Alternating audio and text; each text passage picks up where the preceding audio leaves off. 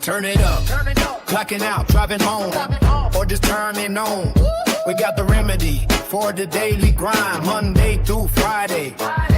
3:30 to 5:30 EST. Get ready for the shift. It's the Taz Effect. It's the Taz Effect. Changing up your view, bringing news, history, and commentary to you. 2 hours of power, 5 days a week. It's the real talk and the truth that you see. Yeah. Tune your dial, clear your head. Listen up to what's being said. Yeah. Hey. Kick it off on Mutual Aid Monday. We're giving back.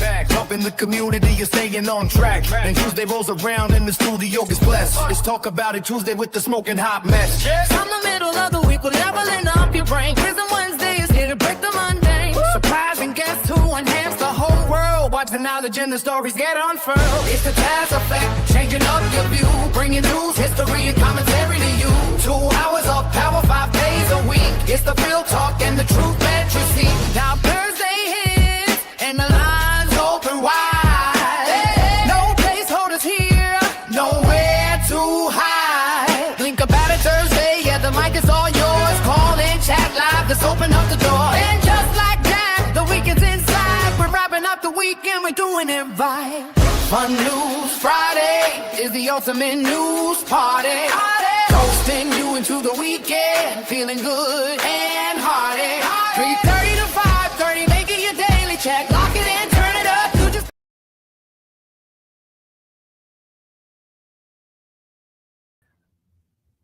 Good afternoon, good afternoon, good afternoon. Thank you for joining me here for the Taz Effect, daily news in a way you did not know you could use. For those listening in over the radio airwaves, thank you for tuning in at GCPR.live and or over our Android and iOS apps. For those listening and watching from all around the social media sphere, hey, how you doing? So glad you could come through. Hey, we got a lot to jump into, and today is going to be a special edition of the Taz Effect. This is where Mutual Aid Monday and Fun News Friday are coming to collide. What's up, Tiny? What's up, Jay? How y'all doing? So yeah, let's get it popping. Now, starting off strong. Senator Darlene Graham will run for full term to replace her brother Lindsey.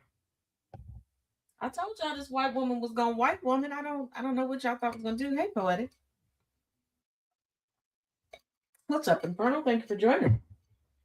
Senator Darlene Graham, sister of the late Senator Lindsey Graham, announced she'll run for a full term for her brother's old South Carolina seat.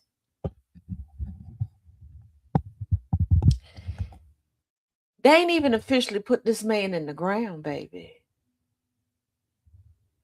But they were so close. Right? All these white women mourn real funny, don't they? They mourn real funny. These traditional conservative women, they really grieve over the men in their lives. A whole 32 business seconds. Meaning they can't grieve on the weekends.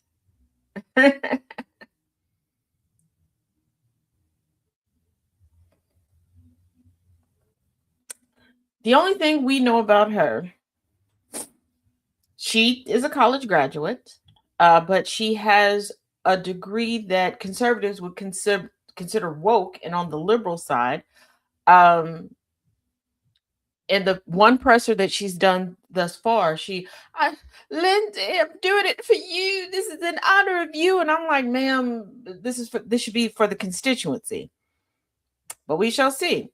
She was sworn in last week to replace her brother who died just over a week ago. Not barely. Like she was, baby, they didn't let 4 days go by.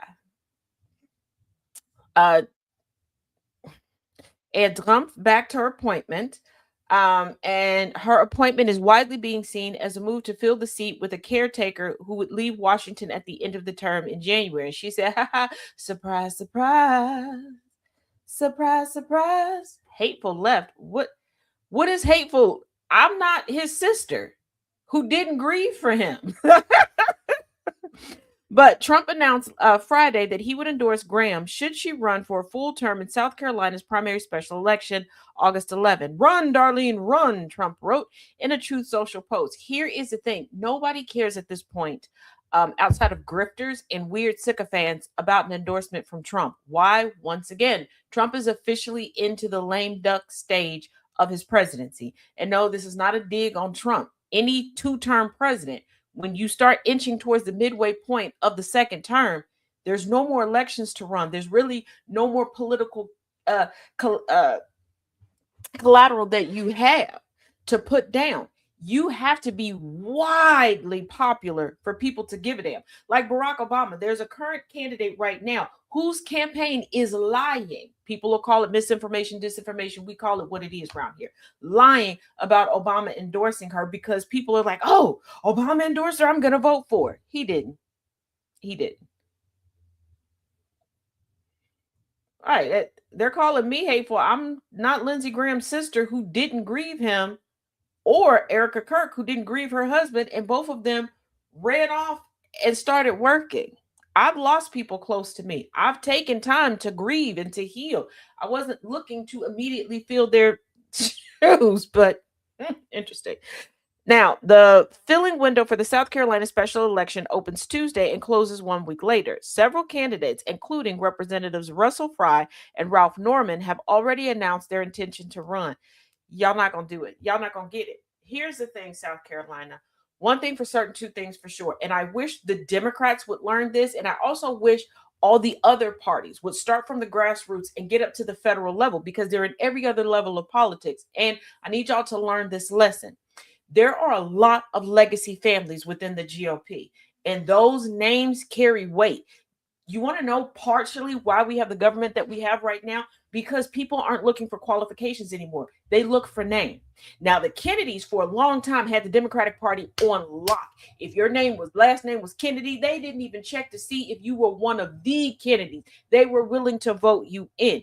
At this point, South Carolina, I hate to say it, but there are people that feel obligated now, because there are people from that old guard that feel that since Lindsey Graham has died, all of a sudden there's a martyrdom in their head.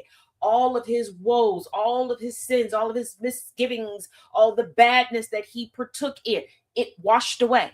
Okay, he is now perfect in their eyes. And there's that level of sentiment.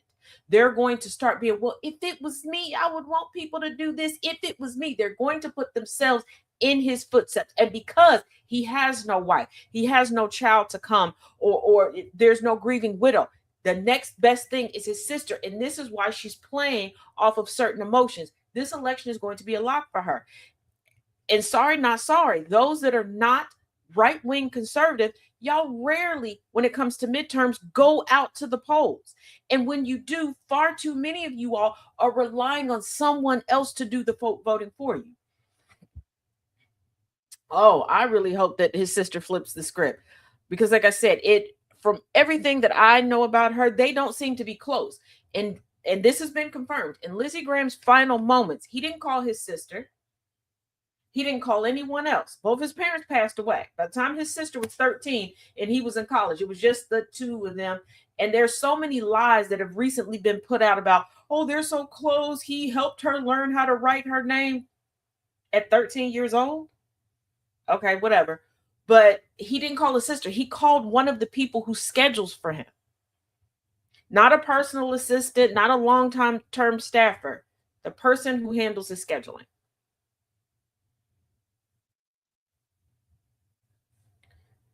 So, but at this point, what did Mr. Kenny tell us? You got to know when to hold them, know when to fold them, know when to walk away, know when to run.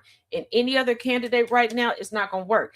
And again, let me reiterate this. What's happening in the case of Lindsey Graham and Lindsey Graham's sister, Darlene, is not anything new. I've said that this practice was shady boots since I learned about it way back when as a preteen. I don't like it. But we've had politicians on all sides of the aisle where they passed away in office, and people have appointed spouses, cousins, sisters, brothers, you name it, Only reason people are making a big to-do about it is because, one, there are a lot more people who are beginning to take note of politics in the United States right now. And two, there are certain people that are presenting this as if it's a new occurrence, as if they just did this for Lindsey Graham. They didn't. And once again, you can just deliver the news, deliver the facts, talk about the topics of the day, and not sensationalize them. We are living in the upside down. There's enough sensationalism in the stories themselves that you don't have to do that. Hey, Corey. Hey, Annabelle.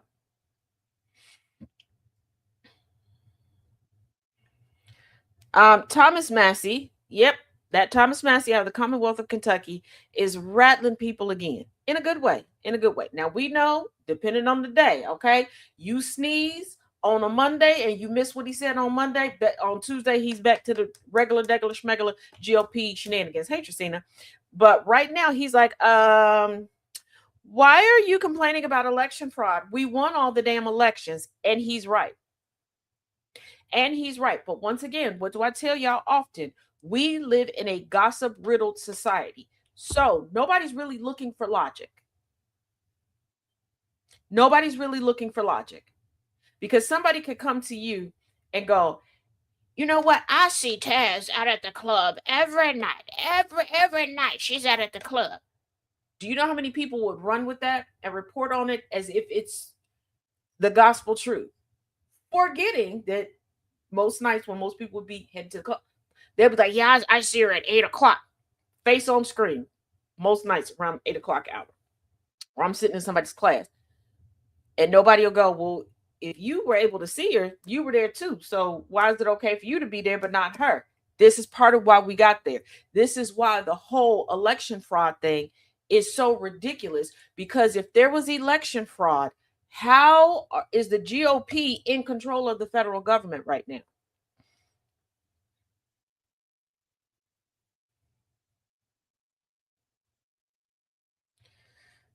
Lisa, I know you think that you just said something brilliant, but I must tell you that is the dumbest BS I've heard in the past 3 hours. Please don't.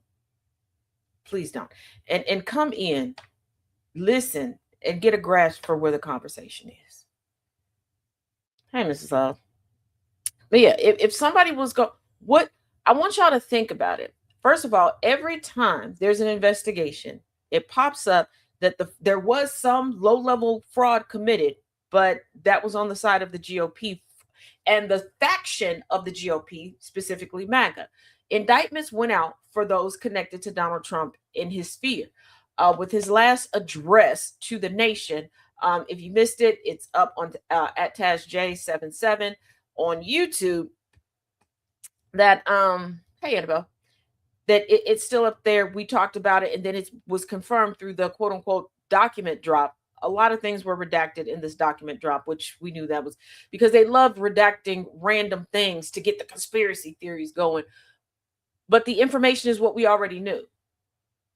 Russia colluded to help Trump. Trump was trying to get people to commit fraud, because I want you to think about it. All of these corrupt countries, who was going to help them? Whose ego could they easily stroke? They don't even have to really pay out the big bucks at all.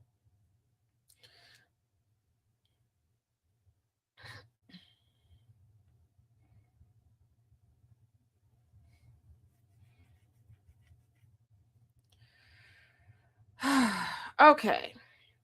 For those that receive SSI, please come to the front.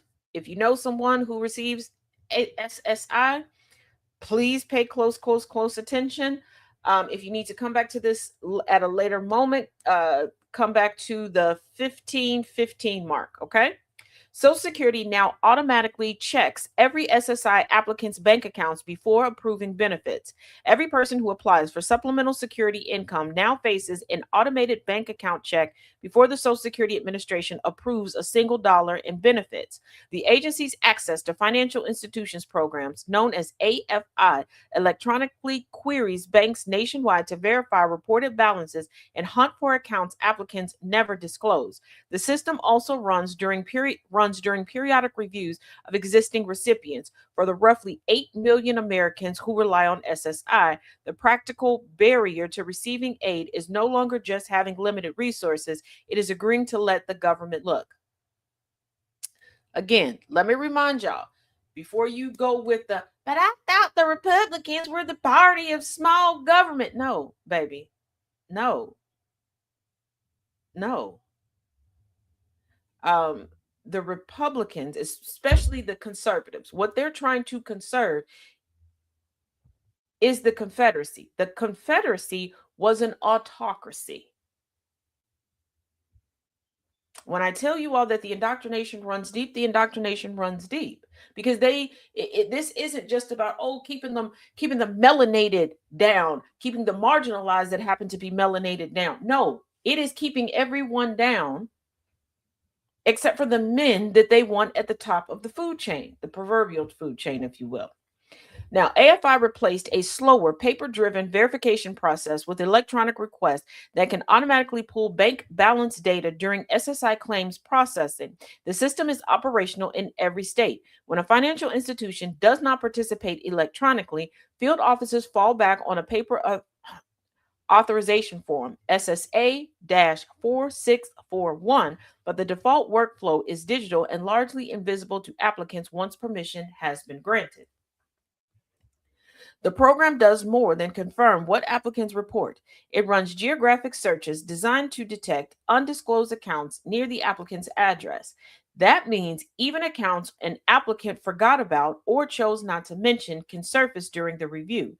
SSA's internal policy sets a liquid resource development tolerance of $400, the threshold below which reported balances do not trigger additional verification steps. At a House hearing during the 118th Congress, members questioned then Commissioner Martin O'Malley about whether that $400 figure would drop to zero, which would force verification on every applicant regardless of how little money they report holding. I want y'all to think about something.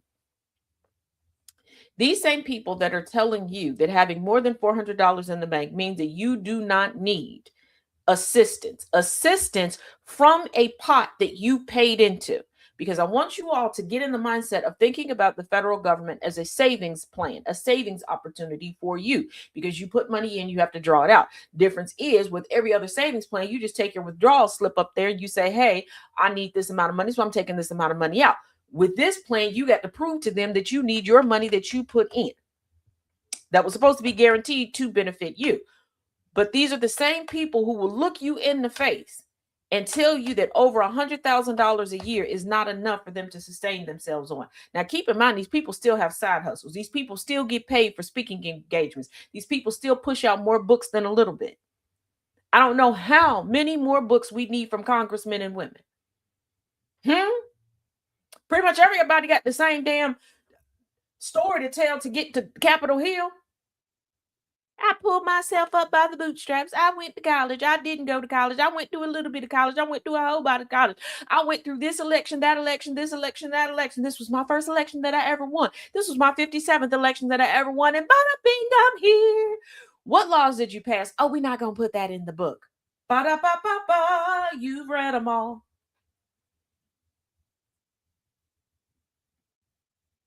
So, once again, they are now automatically, whether you're already on SSI or you need to apply in the future, just trying to see if you have any accounts out there, and $400 is the threshold. Anything over $400, they're going to ping it and they're going to hold it against you. In today's economic climate, what $400 is going to put a dent in, your guess is as good as mine.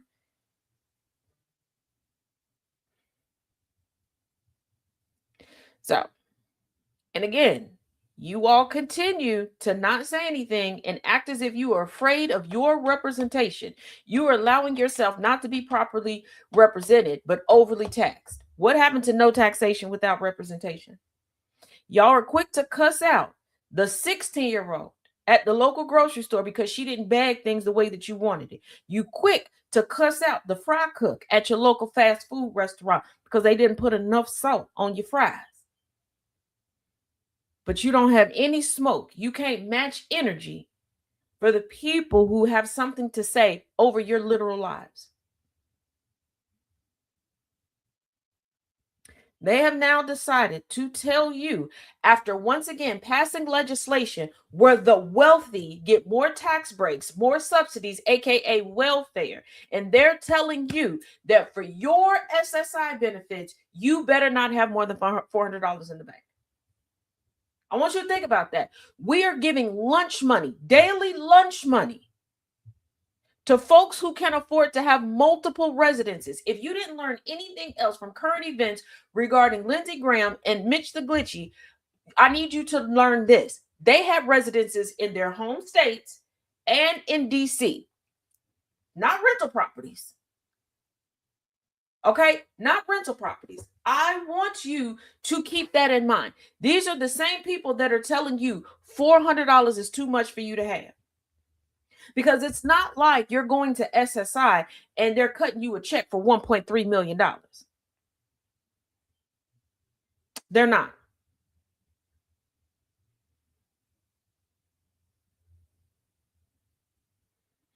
Now, federal regulation 20 CFR 416.207 spells out the stakes clearly. SSA may contact any financial institution to determine SSI eligibility or payment amounts, and an applicant who refuses permission becomes ineligible for benefits. Why? Why do you need to prove to somebody what you have in the bank now when you already paid into this pot? I want y'all to think about this, and I want y'all to start questioning your representatives on this. This is why I tell you, think of what you pay into the federal government as a savings plan, as a savings account. No different than like your health savings plan through work, if you paid into that, your AFLAC and things like that. I want you to start thinking about it. Like, why am I paying money into this and then having to prove to somebody I need my money back? And then if I don't want to put you all up in my business, i.e., big government, you're going to tell me I'm no longer eligible to get my money? What? Huh? Because they call it an entitlement, but treat it as if they're just pulling money out of the sky and gifting it to everyone. Oh, yes, I do. All of my moderators over here are either family members or close personal friends. They don't play. Hey, DJ. Hey, Nana J. I see you popped in. So yes, I need you all to get a healthy understanding of what your rights are. And for the love of all things holy, if you can look at your child's teacher, your niece or nephew's teacher, whatever, and sit there and go, I pay your bills. No, you don't. But you want to know whose bills you do pay? The people who keep telling you you don't deserve the things that you pay for. Because I'm going to ask y'all something. They're like, oh, well, if we raise this, it's going to raise the price of this. Everything that we're asking for in the United States, if you got pearls, clutch them. If you're standing up, sit down. We are paying for it in Israel. Universal health care, we're paying for it over there. Abortion care, we're paying for it over there. Assimilation, moving expenses, we're paying for over there. Universal college, we're paying for over there. Housing assistance, we're paying for over there. So if we got money to pay for somebody else to do it, we definitely got money for us to do it. And once again, why are you questioning us when we need to pull from the funds we put in there? Because I want you to think about Social Security. I want you to think about that little envelope that comes in the mail or that email that you get that gives you a statement of how much you've paid in, when you started paying in, if there were any gaps in where you paid. How are you getting a statement for you to keep track, and then they're going to tell you that you're ineligible because you don't want to tell them other parts of your business? Riddle me this, Batman. If you go to a financial institution right now and open up an account, once you start putting money in there and you taking it out, outside of you taking out an astronomical amount of money all at once, what questions are they really asking you? They're not asking you if you got any other bank account. They're not asking you if you got how much money you got any other place, because that ain't their business. Okay, you met the criteria to utilize their institution. You met the criteria to pay into Medicare, Medicaid, Social Security, all those things within this country. Why are you allowing them to tell you you can't go get your money? And again, they send you statements letting you know how much you paid into it. And I promise you, if you go look at them statements, especially those that are currently drawing SSI, go back and look at your previous statements and tell me, is it matching? Are you receiving what you put in on a monthly basis? Are you receiving that now?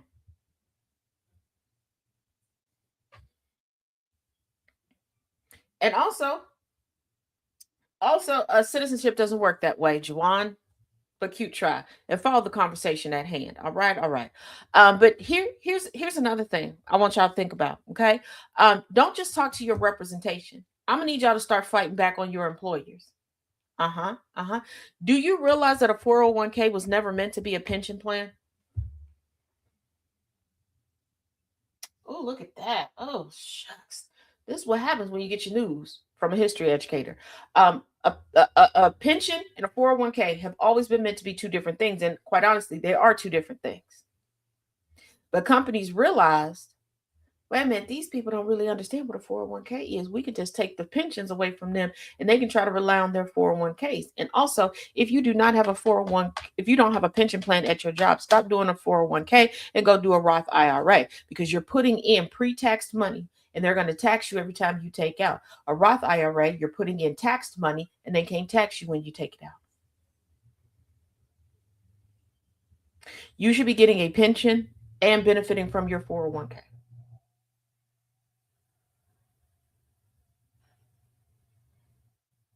And you're getting manipulated out of all these things, like the original benefits package, when you would get a card or something where you could get various discounts from around your city, from around the country, travel discounts, all of these different things. You would get different perks on payday.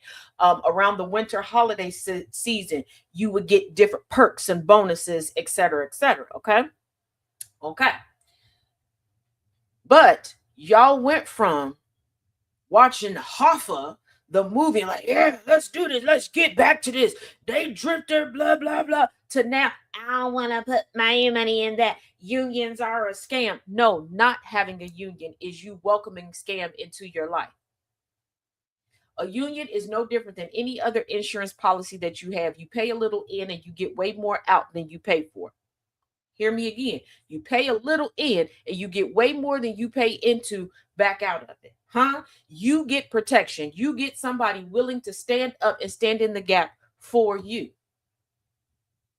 But see, you went off and got your little degrees and things. Hey, sis, hey, boss up. And you think you know everything and you don't know a damn thing. Because when I started working, baby, when I tell you the things that I racked up and how it helped me to further my education, not just tuition reimbursement. I worked for employers where I could take courses from them on the clock. Yes, taking courses while still getting paid for my job. I was racking up all sorts of discounts to get stuff for my kids.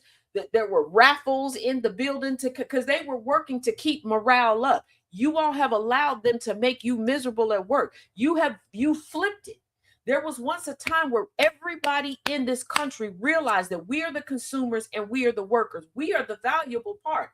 They would kiss our ass and bend over backwards to make sure not only would we show up to work, but we would be happy. There was a point in time where you had vacation days, okay, and sick days. Now they just throw it into a PTO pot, and they're like, well, after you work so many hours, you recruit 0.006578 points of an hour. And once you get absolutely not. There was a point in time that if you chose not to use any of your vacation days, not to use any of your sick days, at the end of the year, you could cash out so many and put that on your check and carry it home. But y'all just let them take it away. You started being afraid of the employer. The person who's dependent on you. That's about as smart as you being afraid of an infant. And before somebody brings up Rosemary's Baby or The Omen, simmer down. Time and place for everything. Don't make me get a Ouija board and call your mama and cuss her out for not swallowing you. Okay, let's follow the conversation. But you have to ask yourself why. Y'all make jokes about all these other countries, but all these other countries stand up and get what they need. Italy was like, hey, we're going to take this from you. Italy shut everything down.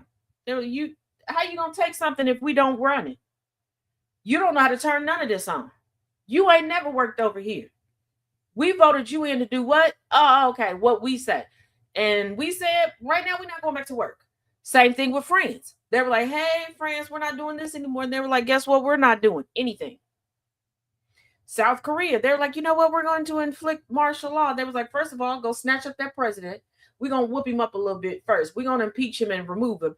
Military, don't come over here. I got a brunch date and I got a little bit of indigestion. Get that gun out of my face and go find something safe to do. But standing in my way after I done prepaid for this brunch ain't the right move.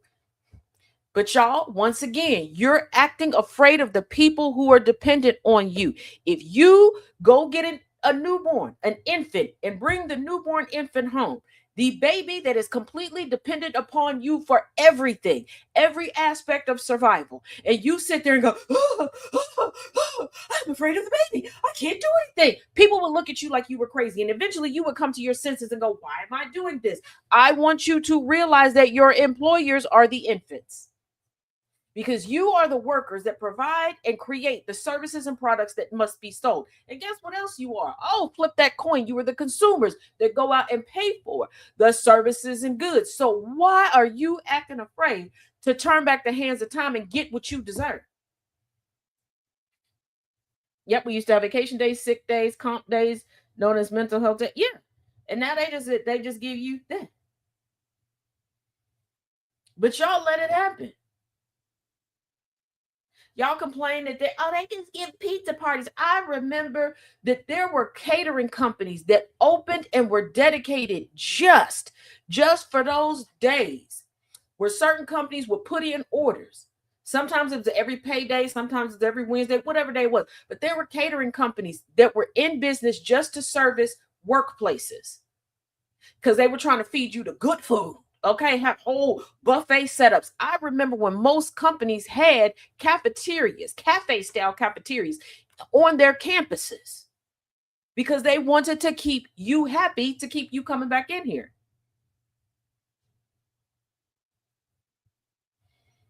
But y'all were like, no, it's okay. They took things away from y'all and didn't even replace it with compensation. It's not like, oh, well, they took the cafeterias, but they put $50 extra on the check. They didn't give you anything. You gave them more cooter biscuit and they gave you less Peter Whacker. That's not a good business move. That's not a good business move. And unfortunately, I'm old enough to have watched it.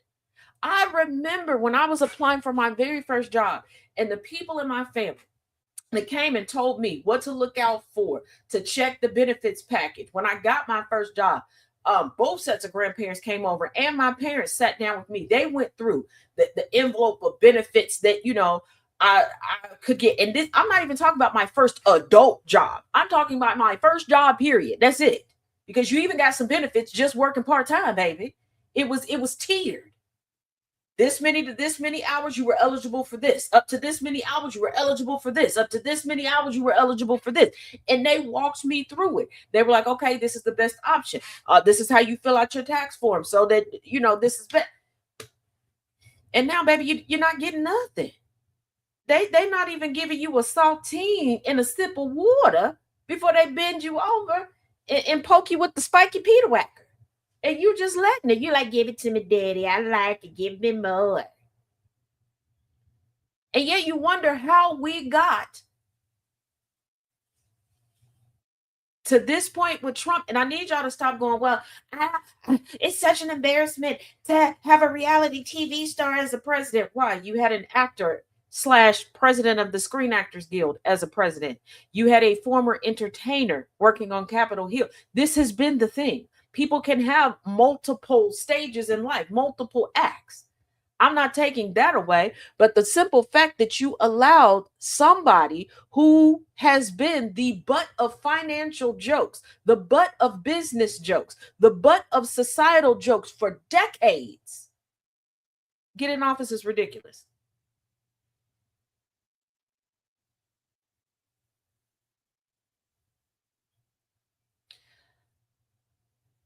Toe crap, your username is very appropriate. Number one. Number two, I wasn't discussing Trump. 3, you can't seem to read.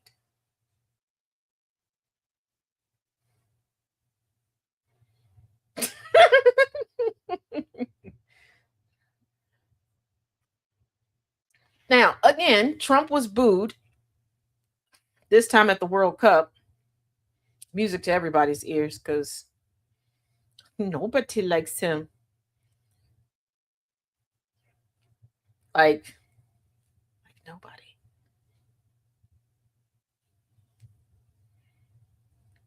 Now,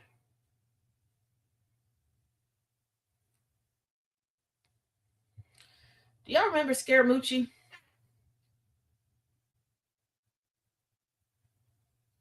The difference in what, Judy? The difference in what?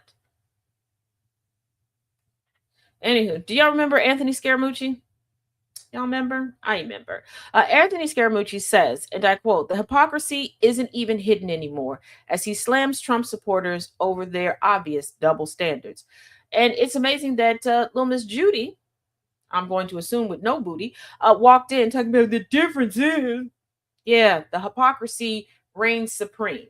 You see a graphic that says Don Jr. was born in 1977, Ivanka was born in 1981, Eric was born in 1984, and Ivana Trump didn't gain U.S. citizenship until 1988. So if you can understand that it takes time to be naturalized as a citizen, and you're like, well, the difference is they became citizens. Why are you on the forefront cheering on people being removed from citizenship ceremonies, from court where they're going and following through the process? And why are you having people yanked out of the country while they are trying to go through the process?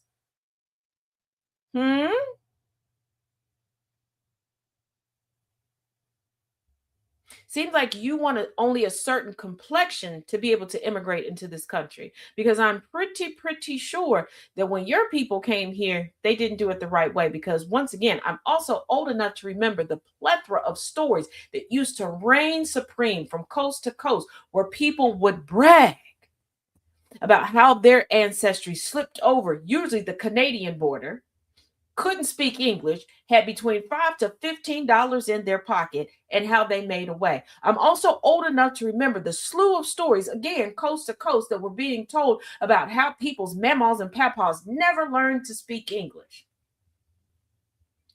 And these people were white as the freshly fallen snow.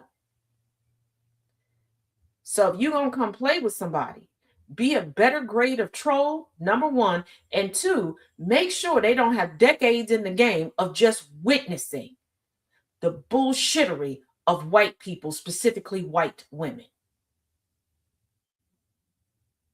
Because you all are the biggest propagators of lying, hatred, and savagery. You all steal, kill, and destroy more than anybody else on this planet, including wild carnivorous animals. Oh, no, you're fine, Tony. I know you were raised to believe that a black woman is so stupid and beneath you. But, baby, black women have been the reason why you have been surviving your entire existence. I know movies teach you that eventually that the student will surpass the master. A proper teacher / master continues to learn.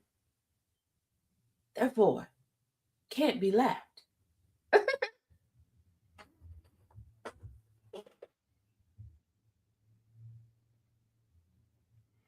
Judy sitting there talking about, well, the difference is they became citizens. The difference is your mama should have swallowed. She knew that boneless children was on the menu. She came with a full belly instead of an empty belly. Now we're stuck dealing with her dilapidated coitus coin. Judy, find something safe to do, baby, because it ain't me. It's a new day and a new dawn, and I'm feeling blue. Former White House Communications Director Anthony Scaramucci criticized President Donald Trump Sr.'s supporters, arguing that political reactions would have been far more intense if a Democratic president faced similar controversies. On Saturday, Scaramucci criticized Trump's allies in a post on X, arguing that political reactions depend heavily on which party is in power. Obama wore a tan suit, and Fox News set their hair on fire, Scaramucci wrote, referring to the criticism of former President Barack Obama faced in 2014 over wearing a tan suit during a White House appearance. He then asked supporters to imagine Obama facing controversies involving major policy decisions and financial scrutiny. Imagine Obama starting a war that creates a quagmire costing several $100 billion, Scaramucci wrote. He added, imagine Obama trading in his personal account to the tune of $22 billion. Imagine the right-wing outrage, he further said. Scaramucci argued that conservatives would have responded more aggressively under those circumstances, saying, instead, these guys fall in line. And here's the thing. You're talking to Judy with no booty. Yes, DJ, yes, I am. And here's the thing. I do not know why. And yes, we're going to talk to white-bodied individuals again, because you all do this overwhelmingly more than anyone else. I don't know why y'all have more loyalty to a political party than you do your own friends and family. Y'all will not criticize a political party worth nothing, but y'all will spill the tea on a friend or family member over the most minor misunderstanding. Not a falling out, not somebody committing a crime against you, not somebody crossing a severe boundary, not somebody assaulting you. No, your friend cancel on you and you feel in your way. You will take to every platform, every medium you can to tell every low down dirty secret on this person possible. You are quick to criticize and critique anybody to the floor. You try to fact check anybody to the ground. Outside of politics, y'all can research people down to find out that their third grandmother, twice removed, had a Texas-shaped mole on the underside of her right booty cheek. Okay? You know that their grandpappy on their daddy's side, 4 times down the line, only cried twice upon being born. But when it comes to your political party, when you are a part of the GOP, you act as if, oh, we can't criticize. We can't let nobody know that this person messed up. We can't admit that, like, what? You do realize that unqualified people, the results of their unqualified work, if that's what you can call it, also affects you. You know that, right? You know that, right? When they mess up the government, you have to live under that legislation as well. If a war ends up on our soil, you have to live through that as well. If they send more troops out, if they bring back conscription, aka the draft, that affects you as well. Like, I will never understand that. Never. Like, I have watched people for the vast majority of my life, quote unquote, turn state's evidence on one another over silly things.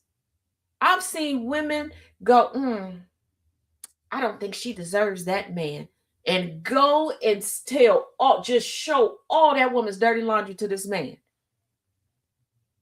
But when it comes to politics, you can have that politician dead to rights in the wrong. No, that's not what you saw. That's not what you heard. That's just, the intolerant left just trying to bring somebody down. Like, are you serious? How do you think anything is going to get better if there's no critique? Y'all understand that critique and criticism is needed in interpersonal relationships, but you don't want any critique or criticism when it comes to anything else. You want folks that critique and criticize politicians to leave the country.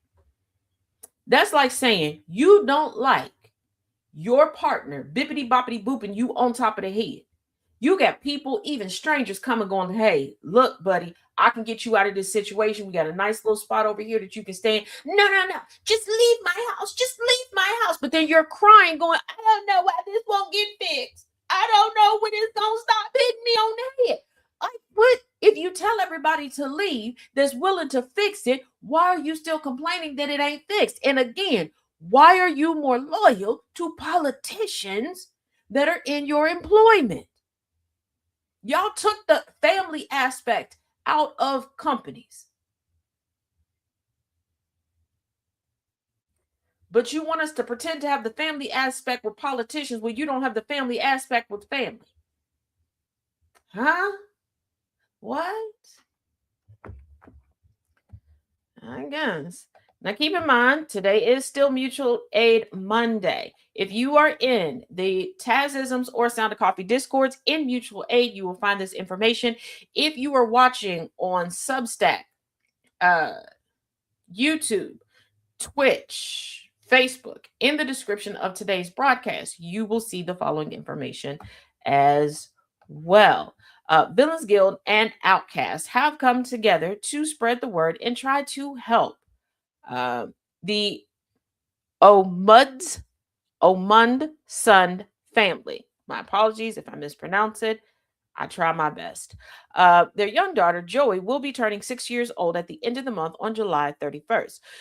Joey has been battling cancer and has been in the PICU. She is finally being able to return home and spend some time outside of the hospital. They have a meal train set up where you can donate and they can get food. You can be specific about it. You can go in and just get them a gift certificate to get them food, etc., etc. Disclaimer, this is direct to the family. This is not, it goes through Villains Guild or Outcast Nation. We're just helping to push the information through. And we here at GCPR Radio are also helping to push the information through. This is something, the meal train, it goes through the meal train website and then directly to the family. So if you make a mistake, if you're like, oh, I meant to send more, or I meant to do this, you'll have to contact them directly. We are just getting the information out to you.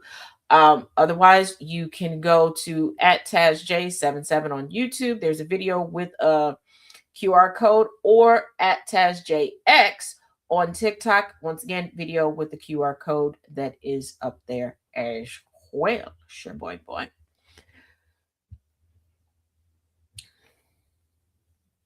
Other than that, whoops. How did I end up doing that? 1 second. Sorry about that.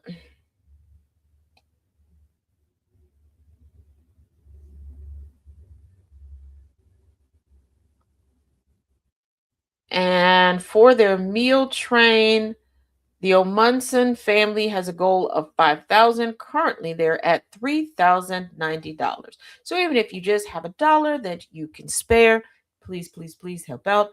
Once again, the information is in the mutual aid section of the Tazisms and Sound of Coffee Discords. It's also in the description of the audio and visual on Substack, Twitch, Facebook, and YouTube.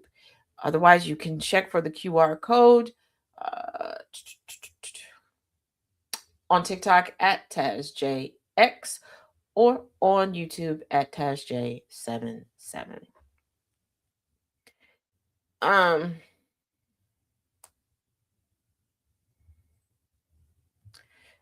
Now, a little while back, I reported on Alligator Auschwitz, the announcement that they were shutting it down. Hey, Lisette, I see you sliding on in here.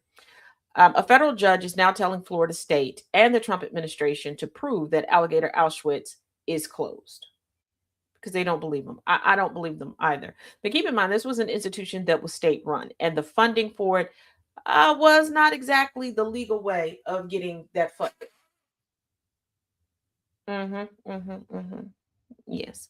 So, more than 3 weeks after Florida officials insisted the Everglades immigration jail, nicknamed Alligator Alcatraz, or as I call it, Alligator Auschwitz, because that's more fitting, had shut down permanently, a federal judge says nobody has actually shown her proof of that. Here's the thing. Remember, it was a couple months ago, I reported from an official press conference and press release that they were shutting down. Then it happened again a few weeks after that. Then they made the announcement a few weeks after that. Then again, a few weeks ago, they made the announcement.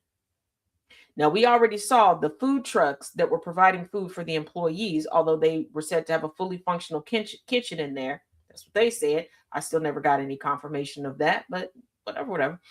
Had already left, and different employees, different amenities were seen to not be not being re-upped at the facility. Now, I would not put it past them to have just removed the staff from that place and left those people in there. I am not saying that is what happened. Keep in mind, let me repeat, I am not saying that is what happened. I am saying I wouldn't put it past them to do that. Okay. Also, if you would like to know all of the current facilities, because all of the facilities being used to detain immigrants that, according to MAGA here in America, ain't supposed to be here. We supposed to be deporting them, but we keep trying to repurpose multiple things and build new detention centers. Like, why do you need to build something that's only supposed to be temporary? But I digress.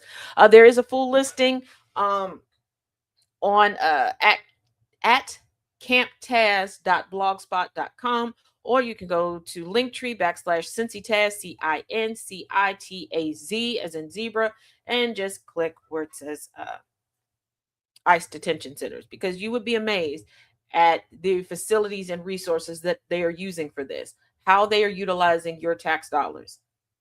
And if you truly care about children, especially children in the system or children that are being abused and the resources that they would use, you really want to go take a look at that list and see where your tax dollars were, because they're being honest. They're being like, oh yeah, we are funding this program, but the program isn't being used the way it's supposed to.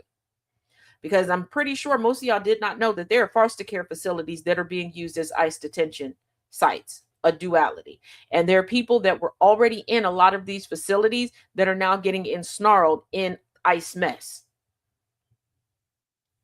What's that? DJ said, hey, U.S. District Judge Sherry Polster Chappelle, sitting in the Middle East of Florida in Fort Myers this week, declined to pause a long-running lawsuit over conditions inside the facility. Her written order was blunt.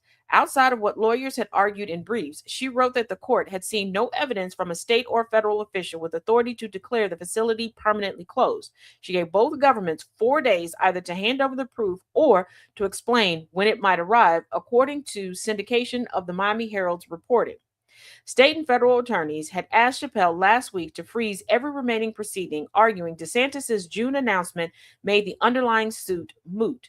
Their brief leaned on the governor's own comments that any future reopening would be minimal. It should have never opened in the first place. Like, I have seen kennels, like big major kennels. She said, hey, DJ, that were better put together than this.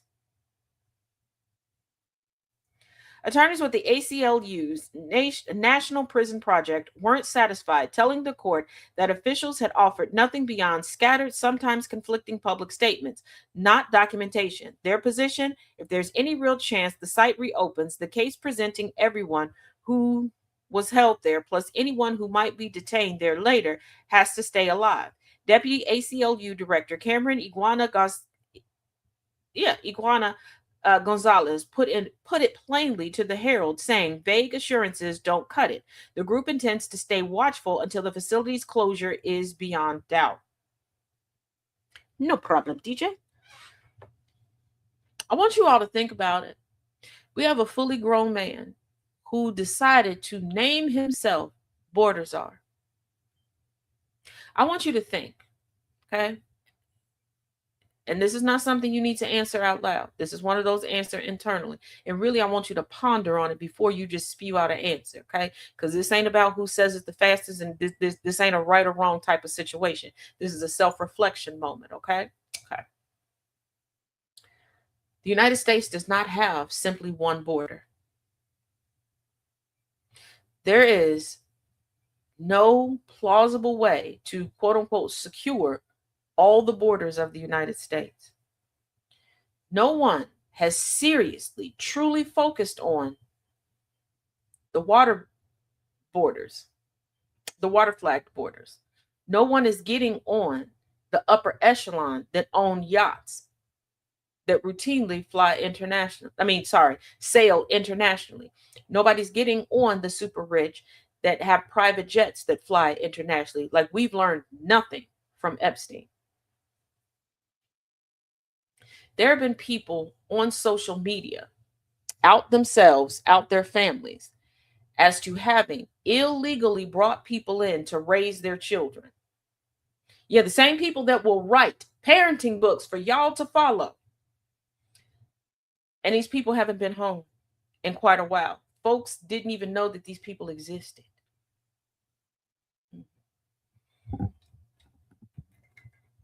I want you to think, why are they pushing you to believe that there's only one border and that singular border is a problem? First of all, you want to know who should be complaining about the borders and people just crisscrossing willy-nilly, especially for illicit activities? Mexico and Canada should be livid with the United States. I want y'all to really take the time and talk to people who live in areas near these borders. On both sides of the border, I want you to talk to them about what the true issue is. Cause it ain't the brown people coming up. It's not the Canadians. It's not the Mexicans. We didn't have this problem before Harambe died. True. Because again, I'm old enough to remember when the United States had travel agents putting together full mega bus loads. I mean, it would be a caravan of mega buses of from 40 on up going over to Canada to get reduced cost medication, while now telling you, oh, universal health care in Canada doesn't work. They sit around for hours. No, they don't, me, mom, papa, because y'all were going up there and in the afternoon getting seen by doctors, getting medication, getting lunch, and coming on back. Remember how they were talking about how dirty and savage Mexico is? Why don't you look up how many, specifically white-bodied former U.S. residents and citizens have moved over to Mexico? How many are going over there for medication and medical treatment?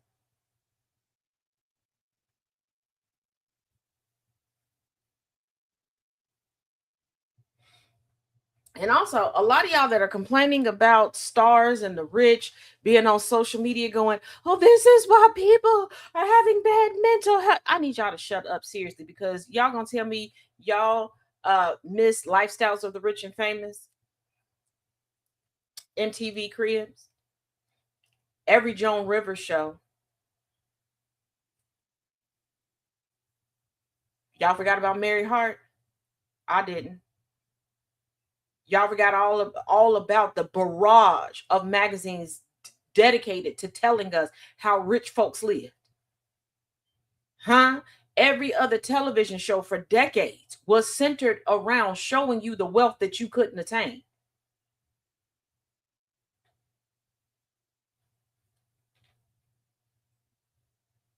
I need y'all to stop every time we have a new way of communicating with one another, acting as if something has spiked, acting as if something is new. And before you go, but the experts said, you do realize that there are people who will just lie to you.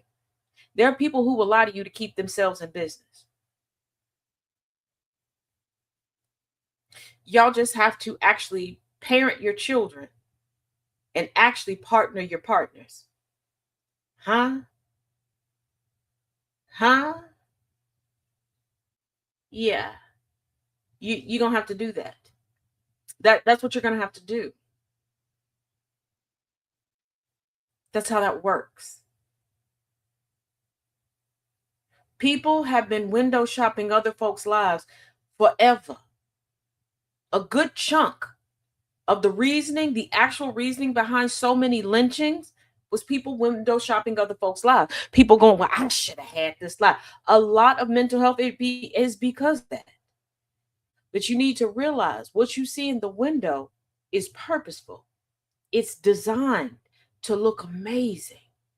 It's designed to make you want it. But the making you want it is for you to go in and purchase it. Mm-hmm.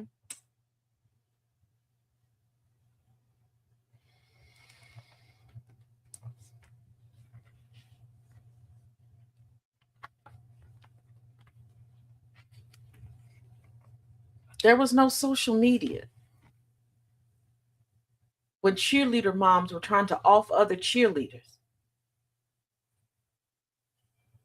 There was no social media when a lot of things first started happening. I need y'all to realize that. Lifestyles with the Rich and Famous. Famous is the catalyst, in my opinion. Yes, it really was. Angry. It really was. Like, I'm like, people are like, oh, it makes these people feel, but what?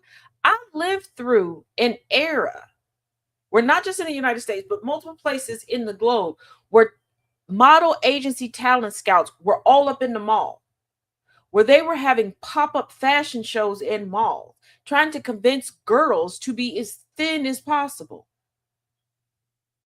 to pretty much be walking zombies, walking skeletons. Huh? I remember the glamour shots era. And people feeling like, oh, they were too big to go in to pay for pictures to be done. I remember an era where you would go to amusement parks and it was the big thing to have your picture taken and they Photoshop it onto a magazine cover. And if it was pretty enough, they put it on the display to entice other people to come in. And that was people's goals. Like, this country, specifically the United States, has always tried to pit competition, always had you yearning for something they knew you couldn't afford. I want you to think about how economics works just in this country. They will give free things, discounts, and perks to the people who can afford the product, but want you, who got to rob Peter to pay Paul to keep the lights on and a roof over your head, they don't want to give you any discounts to buy these luxury items. Like, they've got y'all convinced right now that it's so lowbrow to have a prepaid telephone bill. Y'all do realize every plan is prepaid. They try to tell you that it's postpaid, but it's not. Don't pay that bill in August. When your August bill comes due, don't pay the bill. Look how quickly it's cut off. If it's postpaid, you should be able to escape for a month, right? Because when you had landlines, that was postpaid, because you get the bill with all your long distance, all your everything, and then you pay it. That's postpaid. But you do realize every single company, major cell phone company, has a prepaid side. You do realize while you're up here, I don't have such and such. I got a real plan. You're paying hundreds of dollars, and somebody else, 2 seats down next to you, getting all the same bells and whistles and features for $45 to $55. Y'all, for $40 or $45, I can't remember. You can get a phone plan through CashApp, baby.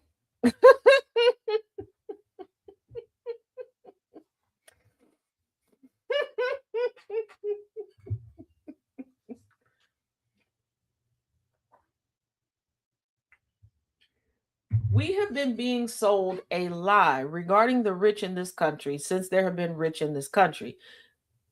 I want you to realize that nobody wants to, the vast majority of people do not want to share their lifestyle with anybody else. So they'll lie to you about it. They will lie to you about it. But just what it is. All right, all right, all right. Hold on, wait a second. Did I? Seconds. Hold on.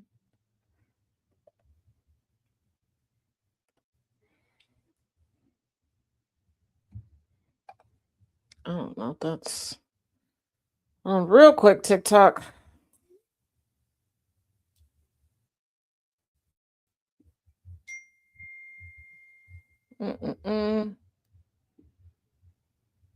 Okay. All right. Y'all know what time it is. Not Friday, but we're about to have some fun. Okay. Let's get it started. Woo! For those of y'all that are new around here, we do a thing usually on Fridays for Fun News Fridays called Taz Roulette. Everybody sends me videos. Whichever one gets sent the most gets played. Do I know the order of operations of how they're popping up? No. Am I good at guessing what these videos are? Also, no. Will you have a good chuckle? Yes. possibly at my expense, definitely. But since we couldn't do it Friday, we're going to do it now.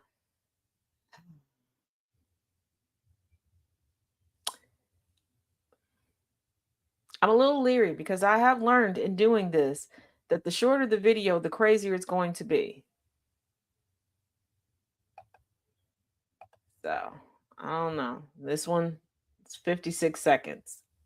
I think it has something to do with the car. I could be wrong. I don't know. But here we go. I opened it up, and at first I didn't notice. I was more concerned about getting my sticker on. I said, wait a minute, something's not right here. And I looked at it, and I said, I don't think so. I don't think a woman that lives in a senior community that's going to be 77 years old next month will be driving around with what this plate has to say. Taking it out of the package. Yeah. Really? Really? No. GMB, no. That's what I said. And when I saw that together, I went ballistic. My sons both encouraged me to keep it instead of replacing it. And how come? They think it's hilarious. I guarantee you, whoever slipped this into the envelope was chuckling. Okay? Really?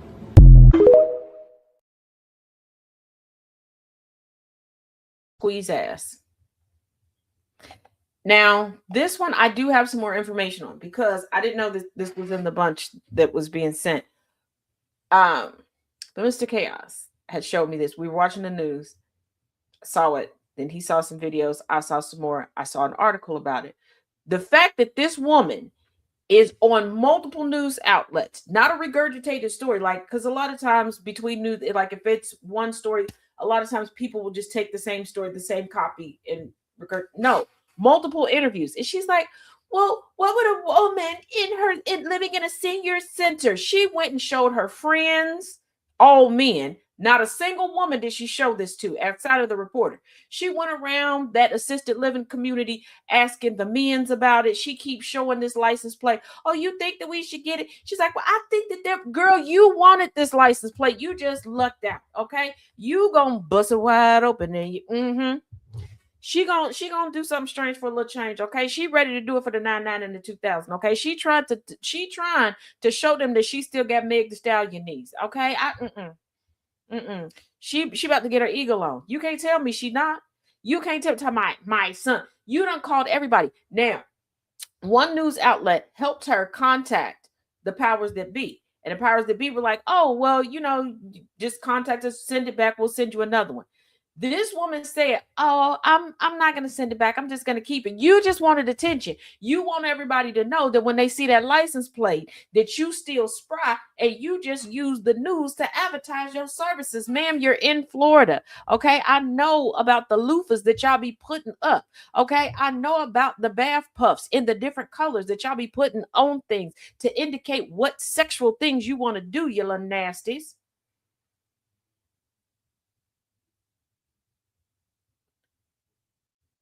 JP Sportsman, let me explain something to you. You said every Carmelo supporter is an illiterate R slur, 70 IQ or less. You are really projecting onto someone. Now, please explain to me why all of us are having a good time chuckling about a license plate. You came in here to say that. Now, I understand that your mother and your father shouldn't have been doing what they were doing when you were created. And your mother should have guzzled you like the milkshake you were meant to be. But here you are. Okay? Here you are. Oh, all 11 of you. Okay, you don't understand what's going on. We are broadcasting over the radio and over multiple social media platforms. And if you think that I only had a minuscule amount of people watching, why did you come in to center yourself and attention? Raise my kids better than what? I wasn't discussing Carmelo Anthony. And Carmelo Anthony wasn't the one on suspension, harassing people, doing any of that. Nobody had to cover for Carmelo Anthony. But again, why are you here? Why are you giving me control over you? If I am from such a community that is so savage and cannot be contained, Why did you come to try to antagonize me? I'm not a judge. This isn't a courtroom. And again, that wasn't the topic of conversation. It seems that you can't self regulate. It seems as if you don't have the ability or the capacity to be mature. You're not controlling me. No, I addressed you. I didn't change subjects. And I didn't change subjects clearly. Zero evidence that Austin was okay. Yeah, whatever. All right. Bookie butt. Sure, Austin wasn't suspended. Yeah, school records show that. But here we go. Here's the next one. Hey, what's going on in the world, buddy? A dog tried to shoot somebody in the head, but the victim's gaming PC went full Secret Service and took the bullet for him. What? Somehow the neighbor's dog fired her gun through the wall, and as the bullet was on a trajectory to hit the victim in the head, the gaming PC's RAM stick blocked and deflected it. Now that is cybersecurity. How did this end? Well, the would-be victim found the bullet under their pillow, and they're getting a new PC paid for by the neighbor's insurance. Also, that neighbor was charged with criminal negligence and had their gun confiscated. No word if the dog has been charged or not, though.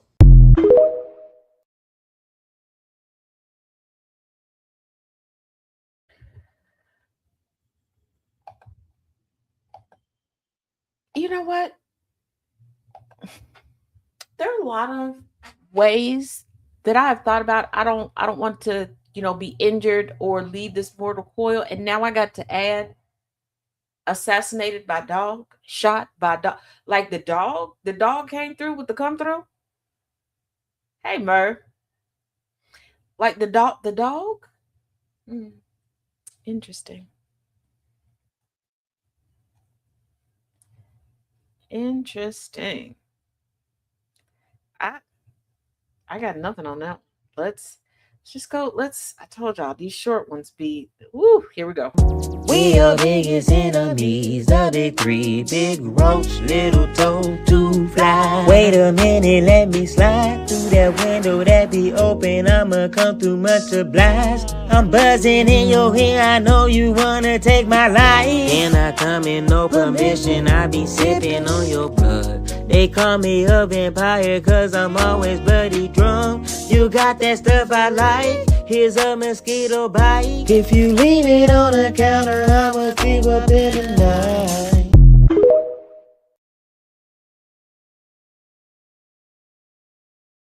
Yeah, you're right there, Jay. Harley Packard. Now, first of all, now the Mosquitoes got a soundtrack. Look, the Mosquitoes got a sound. It kind of slapped though. It does. Just Mosquitoes out here getting it. Like what? Okay. Hey, what's up, my opinion? Oh my goodness. Woo. Okay. Mosquitoes got a set. All right. Okay. You know what? I don't know. I don't know. They could be eating, they could be playing music. Again, okay. I've been twice. Right. I've been correct twice on this one. So we're gonna see. Pamela and I, we have a rare brittle bone disorder called osteogenesis imperfecta type 3, also known as OI, if you want to keep it short, just like us. What it basically means is we don't have the important collagen inside the bone. So with two of us combined, we've had over 400 fractures. And we are unable to walk or stand, so we use power wheelchairs full time to get around. It does not mean our asses are glued to the chair. We are able to get out of our chair. Our asses are not glued to the chair. We do not sleep in our chairs. We do in them sometimes, but that's completely none of your business until now. What? You made it their business.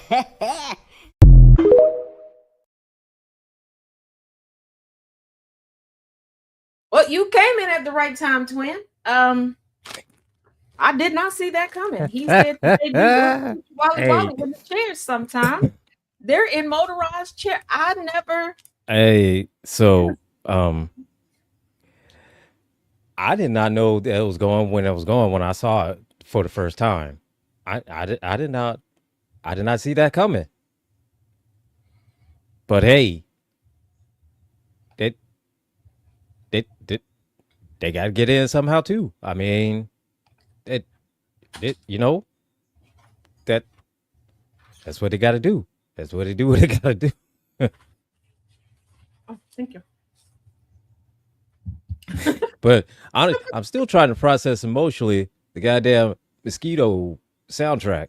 The mosquito song is slap though. I don't know who Uh, sent it. uh, chaos. What's happening, man? Hey, what's going on, my brother? Oh, you just woke up? No, I've been up for a minute. Oh. Since the doorbell rang. Oh, my bad. Yeah, I thought that somebody was sitting down dancing or eating, not dancing, eating or drive or playing an instrument. Don't. But the mosquito. Now I saw one other video with the two of them. She had gotten waxed, and I think they forgot that the camera was there because she told him to look. Yep. Yep. And then of course I was like, hold on. Is this another satire thing? And I did some research. No, they are really on a TV show. No, that's legit. Yeah. Yep. That is for real. I said some messed up stuff. Well, first of all, I accidentally say messed up stuff. We know this. I have the purest intentions, and I'll start to say something, and it sounds really messed up. And that's and it goes sideways. It does. You know, and you have the best intentions in heart. I mean, I am. But sometimes, no call, no show leg, it kind of transfers up to your tongue. Like I was trying to explain to somebody, like, oh yeah, it did rain for a little bit Saturday, and then I was explaining, like, rain went away, and they're like, well, didn't you have on heels? And I was like, oh, everything dried up.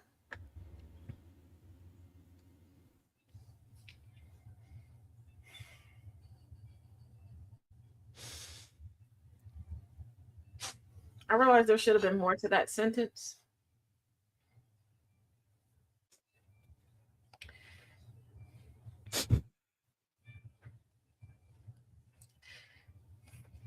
Again, best intentions.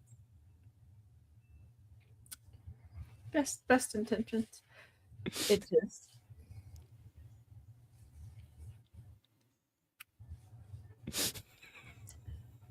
And I didn't help it when I was like, yeah, eventually it was sandpaper dry. Ooh.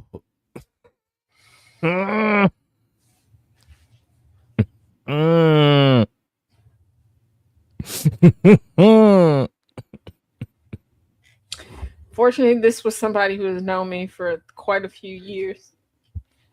And when they finished laughing and their spouse finished laughing, they were like, you know what? I'm just glad you had a good day. Yeah. Your mind works faster than you speak every time. You was hitting home runs. I was by accident. Excuse me, y'all. Yes. Oh.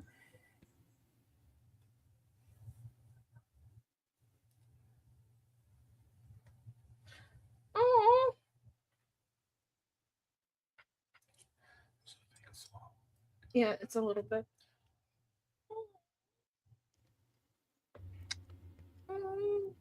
Thank you.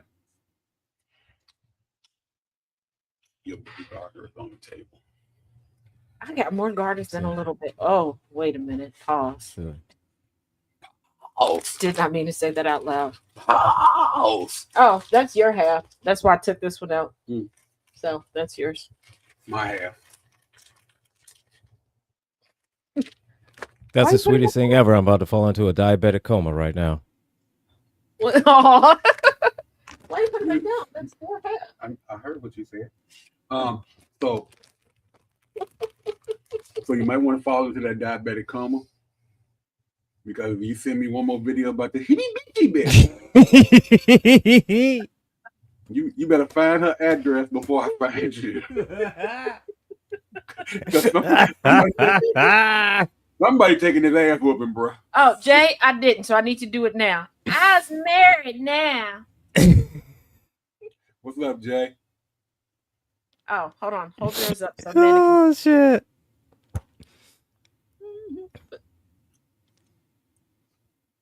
Bling, bling. Yes, Nana Jay. I was Hey, at home. Nana. And for those, I did not cry when it rained. Oh, she was about to. I was about to, out, but I took a picture of myself and I was trying to get the rain, and I sent it to Nana, Jay, and to DJ, and I didn't cry. I was talking to them because they told me, hey, if you feel kind of way, just talk to us, and I did. I was somewhat of a grown up because if that didn't work, Twin was about to get a phone call. Wait, look, y'all, this was the face. I look over, I'm like, you better not. And mind you, I did not have there was not going to be any way to touch up makeup or anything. It was very metaphorical too. Yeah, but then like I said, I thought about it and like every day ain't gonna be sunshine. Sometimes it's gonna rain, but yeah, and then I after thought the rain, the sun comes. I mean, and it was predicted to rain from 1 to about 3 o'clock. It rained all of about 10 minutes. Yeah, from it wasn't even 12. Yeah, 12 something, 12 like 12 to 12:10. But also, and then I said we don't know what happened there before we got there. So was watching some of them nasty people that was out there away. But we had an audience. after the I do and the kiss, everybody woo and started clapping. I turned around like, what the fuck? Oh wow! Said, oh Lord. She's like, oh Lord. Thank you. I'm like, Jesus Christ, huh? Thank you. Hold on. Where's the? So we got a super chat. Where's the? I gotta rearrange stuff over here. Well, no, because I rearranged things for Sound of Coffee. Where? No. Oh, there it is. Yes, it is. Donations. I ain't even got on my readers and I can see that. Gifts. No, I've gotten so used to when I'm behind the scenes on the Sound of Coffee and I have things so that I can see where they are. Thomas still uses the soundboard, like the physical soundboard. Don't let him fool y'all. He needs to add, I'm all hopped up on Mountain Dew. He does for real. Matter. I need to do that. That's for her. I'm all hopped up on Mountain Dew. I will add it to mine because I don't have as many sounds on the soundboard over here that everybody else does. Because I took some down because I use more videos than everybody else.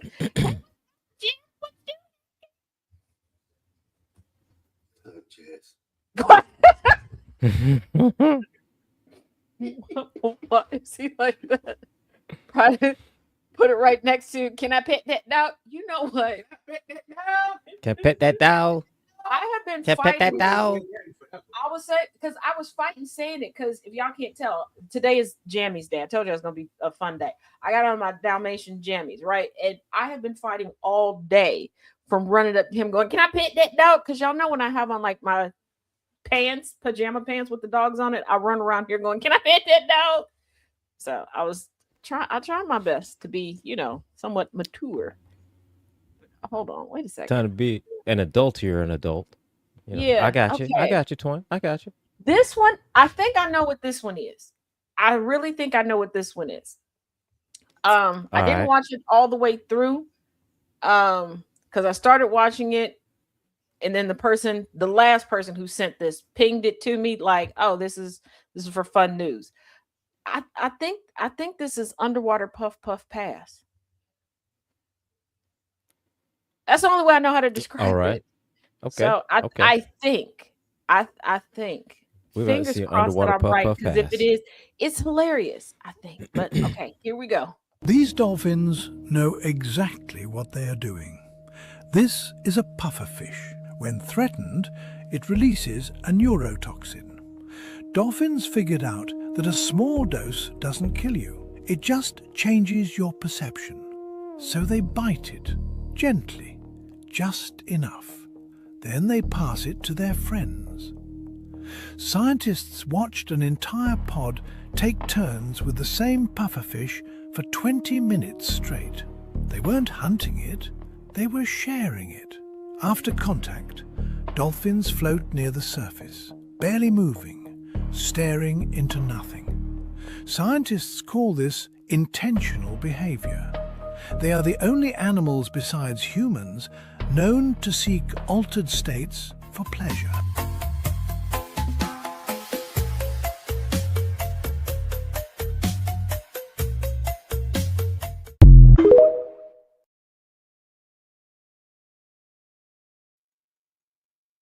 Yes, Nana Jane, the dolphins and the Yep. sharks are getting high off of pufferfish. That's what I Yep. said. Yeah. Pufferfish, Yeah. 'cause I remember that one now. they just because okay, when I first start because sometimes when people send videos, the thumbnail will Uh-huh. be different when people like depending on the platform that they send it on. Yeah. Yeah. Yeah. So Because I've learned to just look at the description, like, oh, okay, that's the same video. This particular time, there was nothing. It was just so I thought it was something else. And the person said that, and I was like, oh, I had already started watching it. And I was just like, what you raggedy bastard. But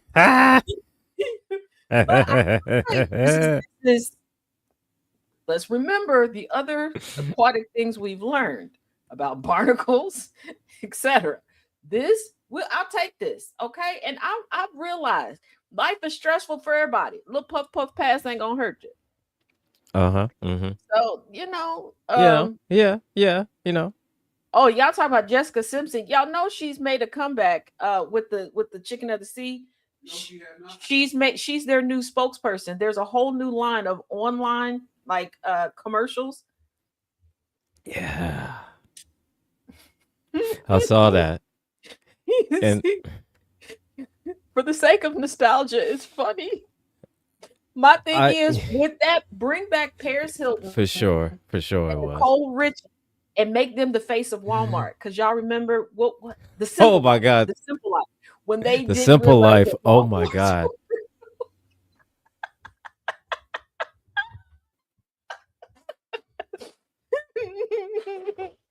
For the sake of nostalgia, Oh shit. Yes. Oh my God. I forgot. You know, I tried to block that shit.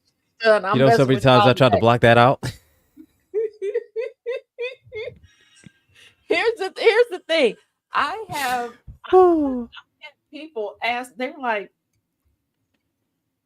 are you the Nicole Richie in your friend group? I am not. I have black friends. And I know that some stuff exists. The stuff that I don't know is real. It's understandable that I don't know is real. I leave the house 1 to 2 business times a month. Leave me alone.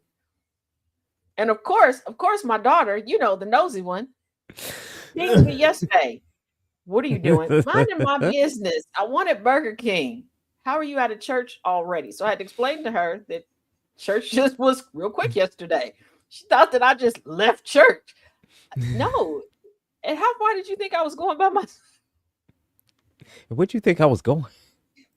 And she checked my location because her and my niece were like, oh, we'll go out to eat. If I didn't cook, they were going out to eat. But my niece was like, she always cooks. My daughter's like, no, she's changed since she moved. She's changed. What you mean? What you mean I'm changed?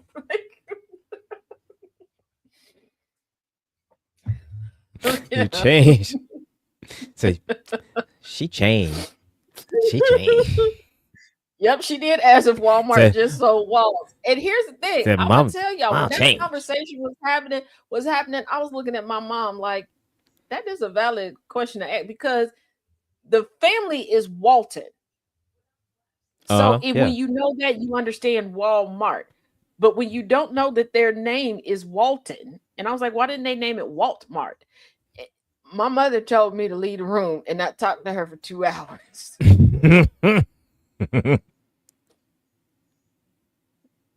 Oh damn! Okay, Chica, you got to tell me about that after the show. You let them have it, and it was brutal. Yeah, I want all the tea on that.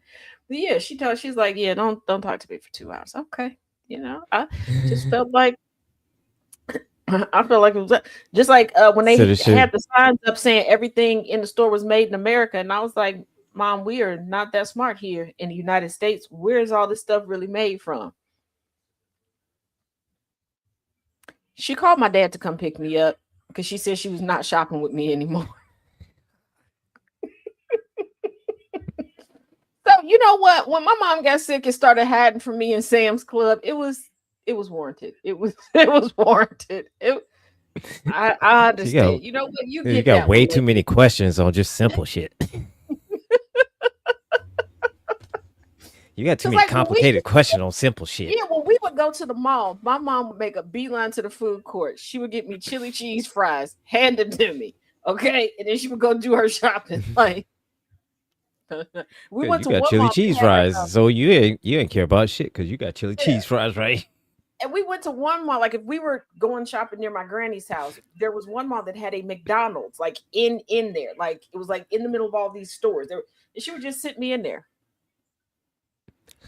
She would give me $20 and sit me. And before people go, you can't do nothing with $20. This was during the time where we had the yellow boxes and the biggie menu at Wendy's. I need you to think about the prices at that point in time. Okay. It was So less listen, expensive and we had better quality toys in the Happy Meals. They was giving like real glasses that you could use afterwards. I was sitting in there for hours and eat to my like, heart's content. I had all the so chicken nuggies and the fries and the so milkshakes, y'all, and the machine worked back then. yeah, y'all got to remember during that time, $20 go.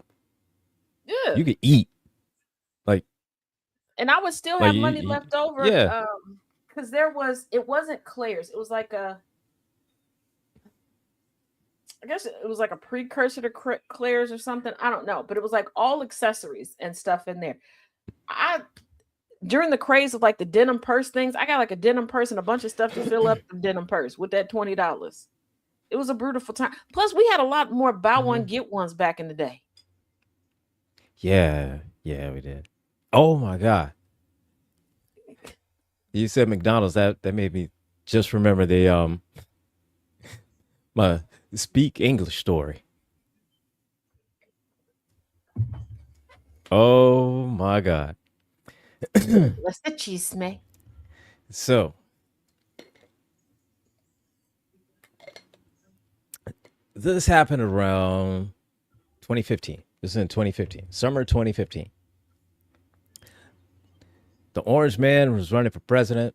First time. The cult was in its infancy stages, and the McDonald's here had a big dining room area with a long table, for large parties. So me and my neighbor, we were pretty good friends. And he's an older white guy. And until then, I never got the vibe from him of being racist. Never. Mm-hmm. So we're going to McDonald's this one day because we just hanging out, have a cup of coffee, and then kind of chit chat, shoot the breeze, and just shit like that, right? So we walk in the dining room area. This is during lunchtime, and there's this group of I guess they were Mexican. I'm not sure, but definitely Latino. And they were just minding their own business, just speaking Spanish to each other and conversing and whatnot. And so I'm like, all right, cool. Minding my own black ass business, going to get my coffee, right? Mm-hmm. He looks at him. He gets a weird look on his face and he goes, "Speak English. You're in my country now." I get the same look on my face. That same look you got. That's the same look. I looked at him. I go, "What the fuck was that?" If they'd have heard you, and they to come over and start whooping your ass, you on your own. Yeah, you definitely on your own. Mm-mm-mm. Now, Luckily, there they was did one not. time somebody said to me, my granny, and my mom to speak English, and I was like, you don't want them to do that." "Yes, I do. You're in America. You don't want them to speak English. I need to know what they're saying." See, you're nosy. You don't want them to speak English. "Yes, I do." My granny and my mom proceeded to switch Mhm. to English and start saying what they were saying. I knew that they was talking cash money shit about this woman and how badly she Mhm. smelled. I know that I would have ran out in the middle of traffic because that would have been my 13th reason why. If somebody said that I smelled like boiled sarcophagus booty.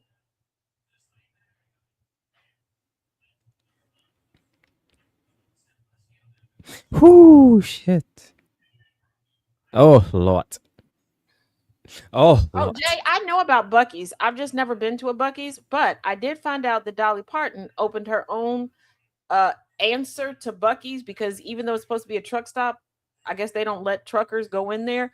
And Dolly Parton's place looks way better. And the snacks look, I will trust anything that Miss Dolly Parton eats. Because it's Um, Dolly.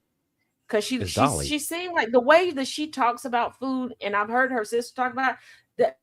I don't know. I haven't heard them talk about cooking, but I know they can find some good food, okay? And they will get you some good food. So I feel like the snacks at her truck stop would be really top tier. I really do. Uh, And I've never ever wanted to take a shower at a truck stop, but I want to take a shower.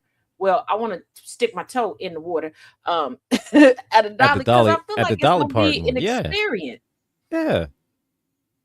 Like, because it's I feel Dolly. like, yeah, I just like this the same woman that said on national TV when somebody was like, "Well, how long does it take to get your hair done?" She said, "Honey, I don't know. I'm never there."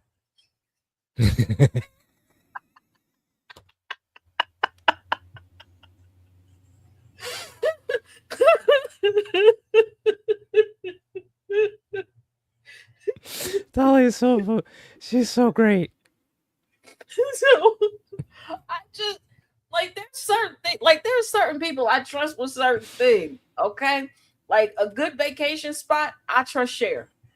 I trust Right. Cher to tell me where the vacation at because Cher's told us about her vacation.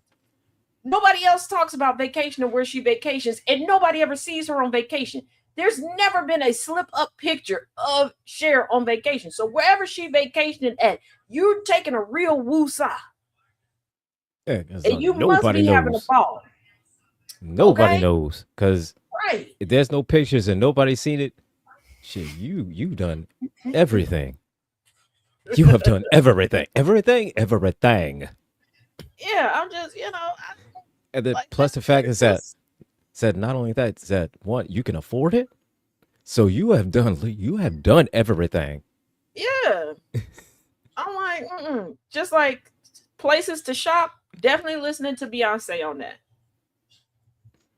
And I'm not talking about like when y'all see Mhm. Beyonce on tour or stuff like that. If you really pay attention to the glimpses of Beyonce we get, like when she's out with the family, it seems fashionable but also comfortable.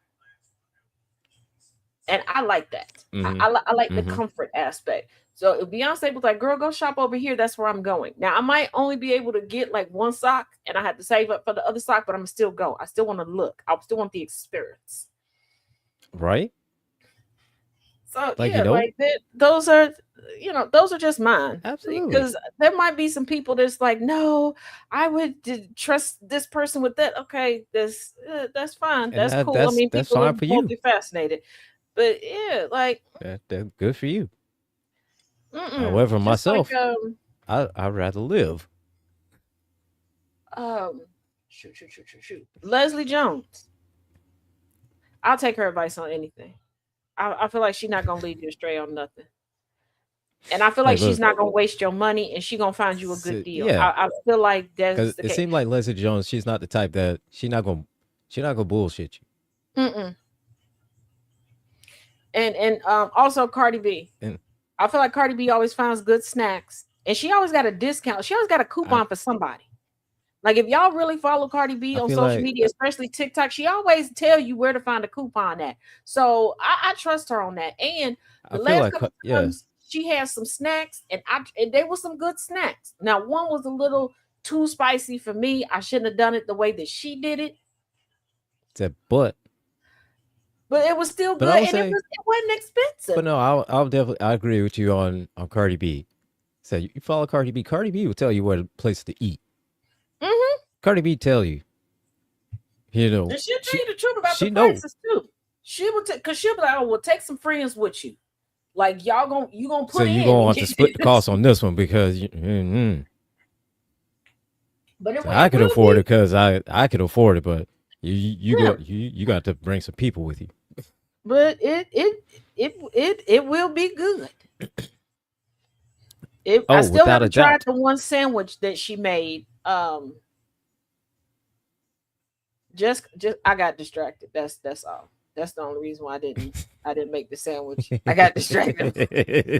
I wrote it down. I'm gonna get to it. But that was it. The sandwich, it So looked real it be good. happening. Things happen. Life is life, right? Yo, I Yeah, got it. I got it it. looked real good because she wanted to try like a vegan cheese. I didn't even realize it was vegan cheese because everything else on there it looked good.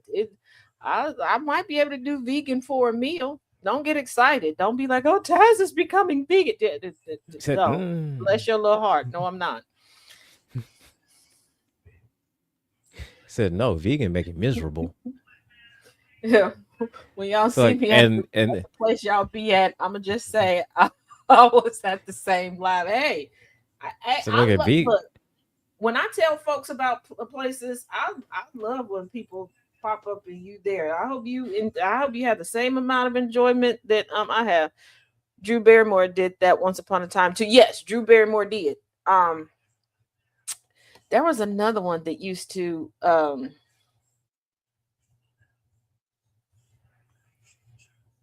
actually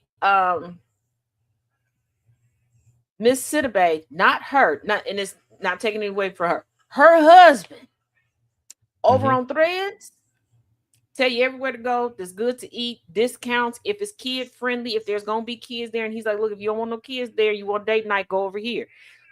If you if you don't like kids, don't go to this spot. The food is good. Get it to go. Let that man down. He'll tell you, and he tell you all the time. He's like, yeah, my wife got a little coin.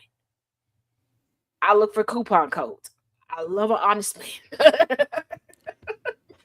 Because I'm not doing this. No, because I've always thought it like this, right? If you don't have to pay full price, why would you? Exactly. Like, why would you? I don't get that. I am the queen of getting a credit, finding a discount code. There was one time, you remember, I was so happy. I saw that little alert, the reminder, like, oh, your credit's going to expire in this. Oh, no, let me go ahead and put this order. And I got it right down to the penny. Mm-hmm. Got all my good snacks. Now see, nothing extra. That's the shit that makes you. That shit makes your nipples hard because you get it right there. Yeah. And, oh Lord, and you get everything that you want to, and it's Yeah, because I was like, okay, let me look at this and make sure I don't have to do a delivery. Like, oh nope, covered delivery. Said no. Like, Oh yeah. Yes. Said, I was over here doing my happy dance. Like, said praise Jesus. Said thank you, baby Speaking Jesus. of which, there was a lady that was having a chuckle at me because I forgot we were outside Saturday. Did I break into my full happy dance? I did. Then I heard somebody just giggling, and I was like, "Oh shit, we're outside. People can see me."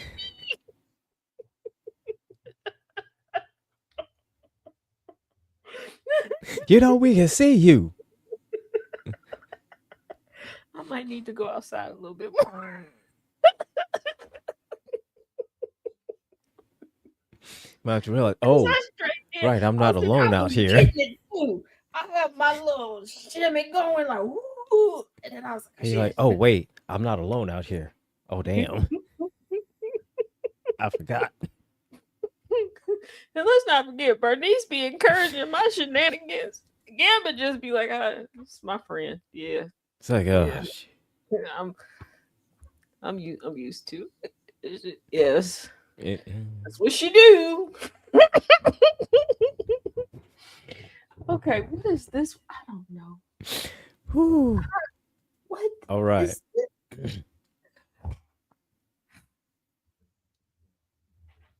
I feel like this is a talking cherry, but I really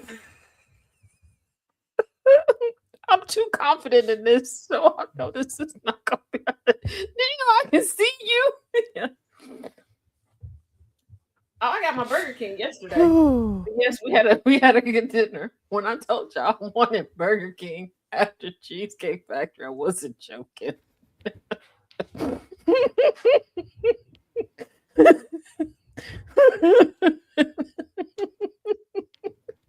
What? I feel like that's somehow a downgrade, but I don't. It's equal to me. It's equal to me. I don't know, but look, I don't know. if Cheesecake Factory didn't have the jambalaya pasta, we probably would have had Burger King after the wedding. I'm not gonna. You might have rolled up to Chili's and seen us there, or Applebee's. No, that's fair. Is that's me, fair. okay? I'm just saying that's fair. That I like. I was just saying that it just sounds like Cheesecake Factory and then get Burger King. It's like what?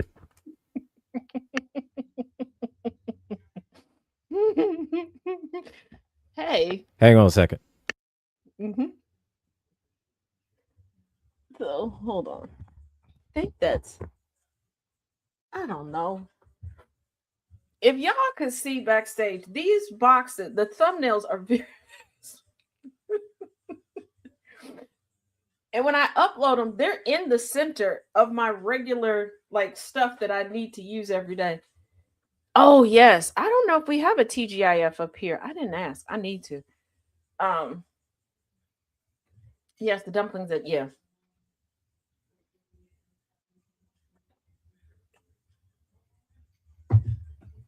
But okay, like I said, I feel like this is a talking cherry, but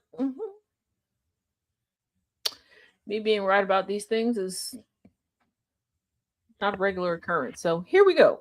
Corn dogs are just meat Twinkies. It is currently 10:21 at night. It is almost 10:30. I am not prepared for this. How come shorts aren't half the price of pants? No, I believe there's something called inflation, actually. I actually have no idea. Your future self is a stranger you've never met, yet you're making all of their decisions. Okay, can you stop? You don't think in words, you think in ideas. Words are just the translation. Hey, Frederick, so what I need you to do is I need you to run at him full speed and ram him. You can remember thousands of faces instantly, but you still struggle to remember where you put your car keys. Joke's on you, my car's broke down. Like actually. Most laws are just collective promises. Yeah, and we have laws because a lot of people are stupid. That's a fair point. Can you open the door? So you're not gonna run into it this time? That's like your whole thing. Are you happy? Yes, actually, I get why people like that. Yes, I'm bringing the series back. Yes, I heard the comment. Also, yes, I have merch. A lot of people don't know this, and I forgot about it myself. There is a merch link in my bio where you can buy the hoodies I've made. Starting with the classic.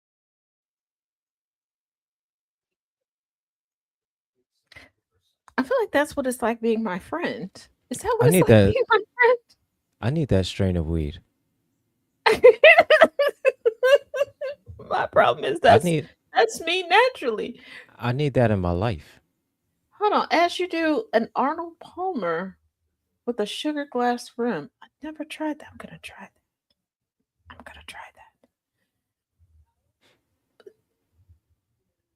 What? Talking cherry too. Well, that's what it looked like in the thumbnail. Talking cherry. I don't know. I never said I was good at this. Okay. I just said I'm dedicated to it. Let's not forget that we got to the point of Taz Roulette because I got behind schedule 1 week and y'all decided it should stay this way.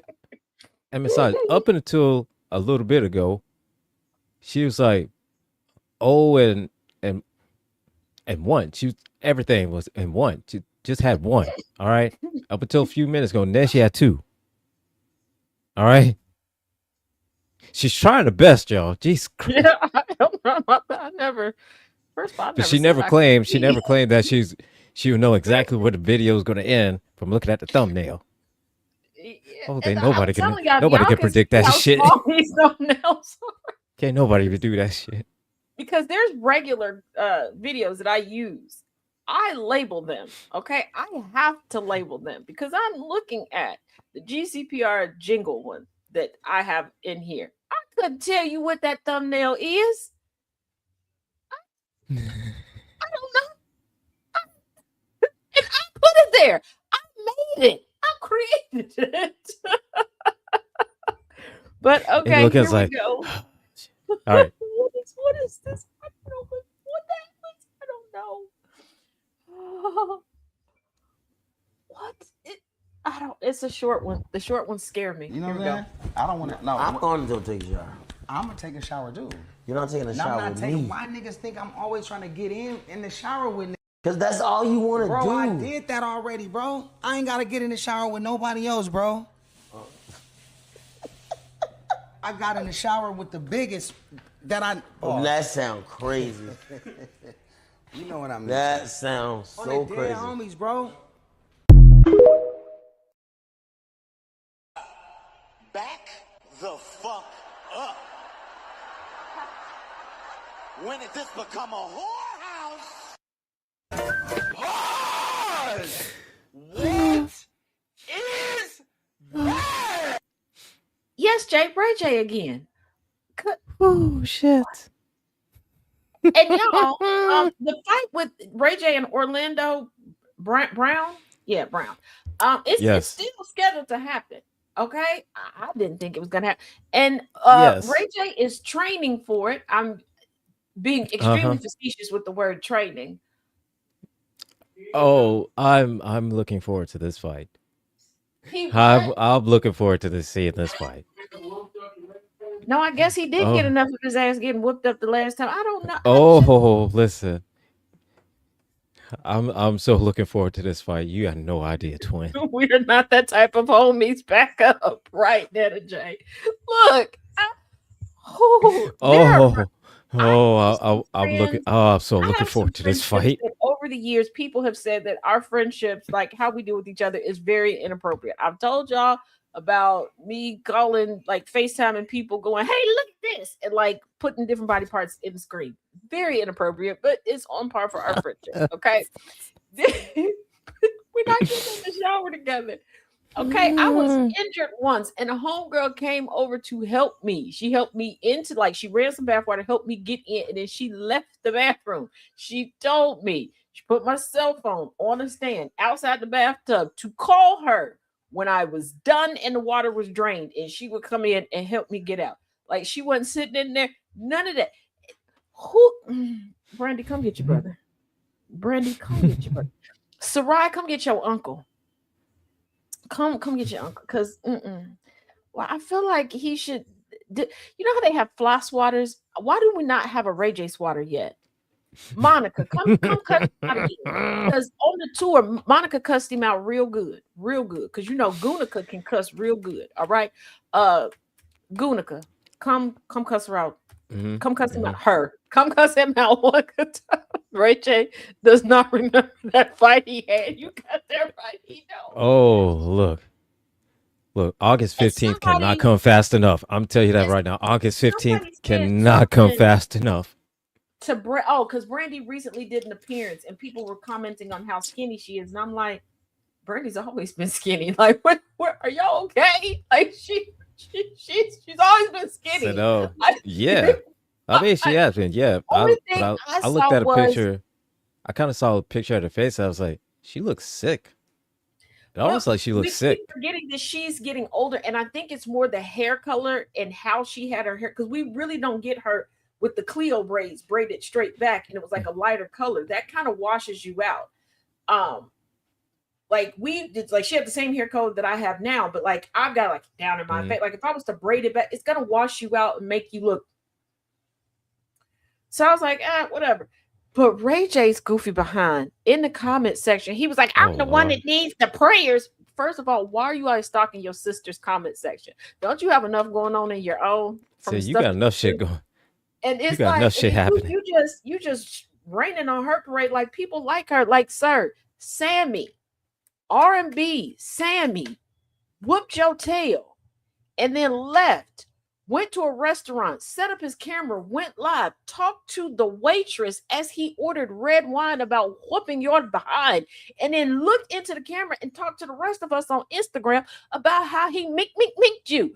Sammy, me and Sammy are the same height. Sammy, Sammy. You should be my girl. Sammy. Mm-hmm. I'm a woman, okay? Yeah. I'm a woman, and I would not let that news get out if Sammy whooped me. You understand? And I'm a woman. Like, there's certain people, like Smart Guy, Taj Mowry. I know he's Taj a full-grown Mowry, man yeah. now. As a woman, you're not gonna be in the streets going, Taj beat up Taz. Absolutely not. And I mean, no disrespect, But if somebody that's the same size as you, say, yeah, and like Ray J, how Hey, you look got here, Ray J, 57 look. businesses and See, you need this money? I thought your last fight, Ray J, you figured out that this was not for you. This was not your intended career path. It was to get into the UFC. That is not your career path. Stick Ray J, to that's not your singing. ministry. Said Ray just J, stick you to are an singing. inside cat. Yeah, just stick to the one hit wonder. All right, or the 2-hit wonder. One and a half hit. One and a half hit I know wonder. One Wish. Wait a Oh, minute. and then he did hit. I hit it first, but that wasn't really. Oh yeah, a hit. I hit it We first. talked Yeah, about yeah. it because of when he did it. But okay, outside of One Wish, what else he got? Said that. Wait You know, a minute. Let's wait a look this minute, up. and then Oh, I hit that's it first, right. and That's then right. Wait a minute. that was it. Stick to them 3. Just stick to I'ma- those 3. Do I'ma a tell whole you concert something. tour on those 3. You don't need to do no more fights, okay? I only know the chorus of "Wait a Minute." I think that's all. We all know. Like, I feel like it that's was played in a movie or a television show or something, and I think that's why that part is stuck. But there was that period of time in TV history where a song would come out and they would get like in-studio singers to sing. Because I remember when Boyz II Men came out with Motown Philly and it was on Full House. I don't know who they got to sing it, but it was obviously not Boyz II Men, because I said something to my mother. She's like, the song just came out. You think that they would do that? Yeah, dummy. Yeah. They would. And I'm like, you can't. First of all, ma'am, you have the CD in the next room. Go put that CD on and listen to it and listen to the, because I was cracking up. It's just because it was given very Motown Philly's back again. Da-da-da-da-da-da. And I was looking at my. This is one of those moments where I looked at my mother like, how are you smart enough So to there, do that? Because no. They whitened it up, had to whiten it up a little bit. Yeah, because I'm like, Jay said, and I thought Tom Brady slapping Logan Paul was a highlight of the weekend. Now, as much as I enjoyed that moment, I need y'all to realize, y'all do know that was a publicity stunt, right? Because you can look at how he did it. Because I'm like, that wasn't a real, like it. First of all, Tom Brady, why are you walking around like you 85 years old? Like, So Tom Brady, you are the same age. You are the same age as we are. You need to sit your ass down. Why is he looking so decrepit? Like, if you don't. So just sit your ass down, all right? You are the same age as we are, all right? Just sit your ass Right, down. like, come on. Well, okay, we got one last one. I'm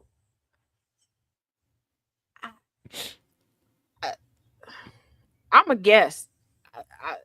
Because it looks very Toy Soldier to me, like the movie Toy Soldier. Like, All right. But here we go. I mean, I Toy was Soldier. correct about the under the sea, puff puff pass. So we'll see. Here we go. Mitch McConnell's corpse is the most powerful Republican in the Senate. The thing everyone knew happened, and Mitch McConnell is a brain-dead corpse being ghoulishly kept alive to keep one more red box on the Senate map.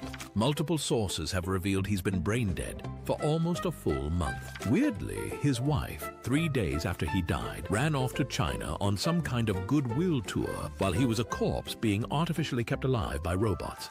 Now here's where things get tricky. A doctor will declare brain death when it occurs, and it's almost certain that one did so upon his arrival at the hospital. So, it is extremely likely he is now legally dead, because Kentucky specifically rules that brain death is death. Legally, a family can't force the hospital to keep him on a machine, and legally, Mitch is fucking dead. But for a month now, a small, persistent conspiracy has been ongoing. Someone is keeping him hooked up.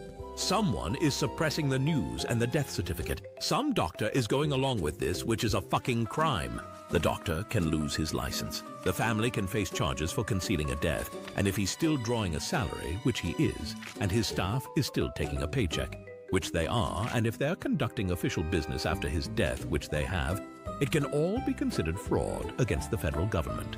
Realistically, very little of this would be prosecuted, except possibly the staff. They're generally out of favor with Donnie, who has despised McConnell, even though Donnie owes him for saving him after January 6th. And Donnie needs to show the Republicans who are going to start dropping off month after month that he can still hurt them. So if you're in Mitch McConnell's staff and you're going along with this little pantomime, it's probably a good idea to come clean sooner rather than later.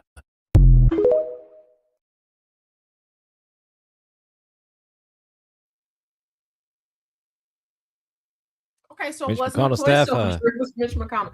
Okay, couple of things. Yes, we have had, if y'all remember 2 years ago, there was another congressperson who was deceased. Staff was still collecting checks, all these things. It happens way too much. I'm telling y'all, it happens way too much. I'm not making excuses. The only reason he has not officially been declared dead by the Commonwealth of Kentucky is because he was hospitalized in D.C. So even though Kentucky has those rules, oh, and they're now saying that he's in a physical rehabilitation center. Of course he is. Of course.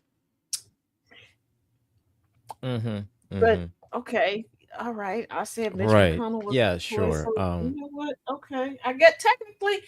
Well, I mean, he's on ice. So look, He plastic at this point, so well, maybe he a toy soldier. so I look, don't- you could be moved to a facility to that all you want. That doesn't mean you're actually doing the shit. But I wonder just move if there. this facility, because when I was still working in healthcare, there was one place that I worked at. You go out to the parking lot, and up against the wall, there was a door that most people didn't notice, and that was our morgue. And I wonder if he technically was moved to that rehabilitation facility, and he's just in the wall in the morgue.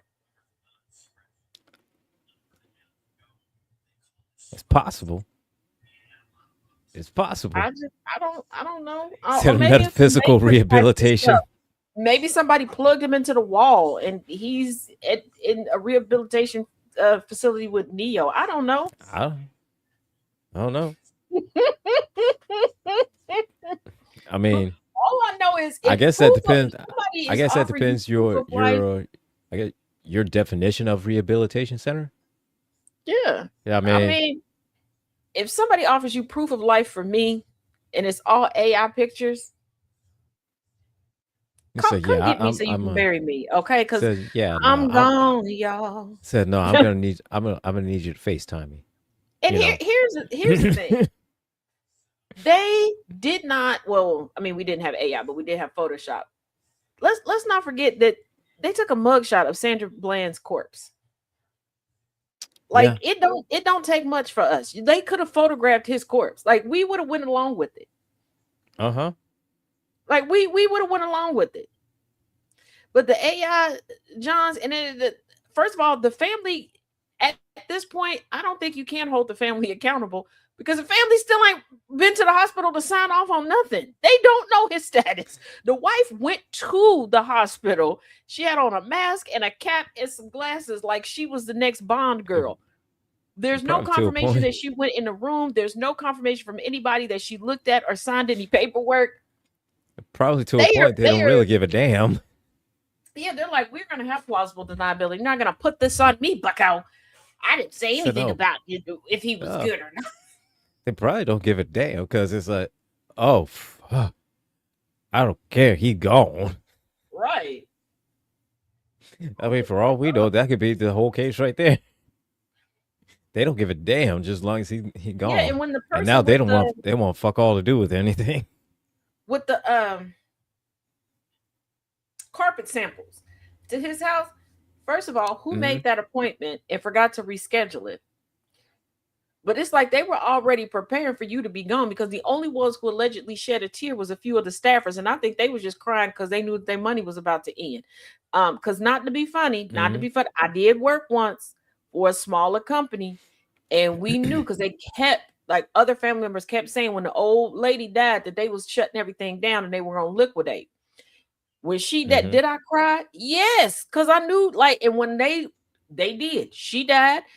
I don't know how they did it, but before our shift was over, they had physical paper checks printed for us up to the last minute when they were telling us to get out the door. The next day, signage and everything was done. Now, unfortunately for them, they didn't realize there's no residual income in a sale. But whatever, yeah, but they had us up and through. I cried because I was like, that was an easy job. It was a block away from the house. I could walk to it. It wasn't stressful. And it was, it was a livable wage for the time. Like, it was great. And I didn't really have any expenses. I packed a lunch and took with me. I didn't have to pay for gas or anything. It was a completely over the phone job. And this lady was like, I'm not enforcing a dress code. Can't nobody see y'all, and clients don't come here. She's like, just don't come naked. So it was pretty much like the perfect job for the purpose. Yeah. The whole perfect. I promise perfect you, place, that perfect lady job, wouldn't- perfect everything. Yeah. If her family would have kept that company going, all of us that worked there probably would have retired from that company because like I said, she paid well. You were properly compensated when it came time for reviews and raises and stuff. She didn't believe in like, a dime here, that. Nah, I think the least raise you got was $1 because she wanted to keep you coming back. Like, and she told you she hated hiring new people. She hated doing interviews. She said it made her nervous. Well, we would say she had anxiety now because we know the proper definitions of stuff. But yeah, and most of us, we were local to the area. We would walk to work together. Like, we were all in like a 4-block radius. It was great. I'm like, no, she was friends with the lady that owned the bakery. So sometimes we get baked goods at work. It was wonderful. It was a good time was had by all. I think I really just missed the bakeries because that lady made some delicious, humongous donuts. She really did. And the cupcakes were like mini. I know a cupcake is technically a mini cake, but y'all don't understand me. Like, the cupcakes was like the size of like Andre the Giant's balled up fist. It was a beautiful time. Oh my! It was a beautiful, beautiful time. That's not a cupcake. That's a cupcake cake. Right? Because I'm telling you, it was a time. Yeah, I can't tell you how many times I took some home. That would be me and the kids' dessert. and yet, like, that sounds like, as you do, the way you describe it, just sounds like straight up diabetes. Oh, it was. And, yeah, that's diabetes right there. It was. I That's mean, straight up diabetes. I will say she did. She was very heavy on the using fruits for sweetener. Okay. But I think this woman, I think her threshold for sweetness was very much off. Because everything was delicious, but I'm like, this tastes like diabetes. What ain't it good? I added a little pinch of sugar to the, ma'am, this is riddled with blueberry. And you added sugar to the, okay. So look, this is already sweet and you want to make sweeter? Like, I still got both my feet. I mean, you trying to make me get one of them cut off or something? What up, General Gambit? He said that wife did a whole touchdown celebration just like Melania gonna do when the orange expired. Yeah. Man, Gambit, come on in. Come on in, Gambit. Gambit. In the words of Debo, stop being a bitch and come on.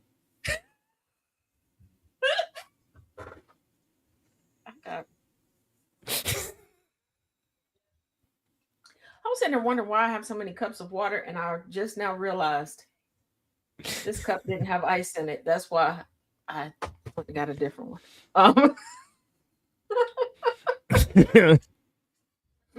And before you say, well, Taz, why do you just put ice in that cup? Because there was the other cup was filled with ice from Saturday, and ice just didn't. It still hadn't melted. Fructose overload. It was. Like I said, it was delicious, Lord. but it was like, whew. I worked in a bakery before. The baker would say a little more sugar won't hurt, and scoop 10 pounds more sugar in the mixer. I God couldn't believe it. damn. There was one bakery because my kids and I used to walk through the neighborhood. And there was one bakery, and I forget how this lady got enamored with my kids, but every time we walked past, she'd pop up with some type of baked treat for them. And I'm like, ma'am. She's like, but you're already walking. They'll burn off the energy. I'm like, it's for them. It's one of me. You do. If they sprint out into something, I'm telling the cops it's your fault. Just so you know. Because people be telling me a sugar rush is not a real thing. Yes, it is, because I've seen it in action. Yeah. And I'm living proof. Don't give me too much. Said not too much Mountain Dew. As I'm sitting here surrounded by snacks. Do I have enough snacks right here? Yes, I do. I still got these gummy lifesavers, of course, Reese cups, a random cup of zesty sauce from Burger King. Why I have that, I don't know. And these fruit Mentos.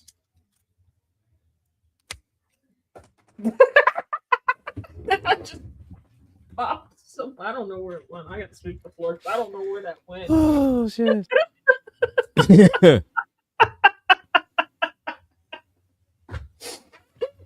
Never a dull moment with me.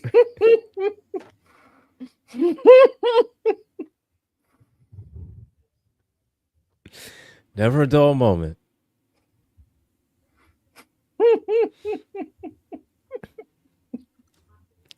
Oh man.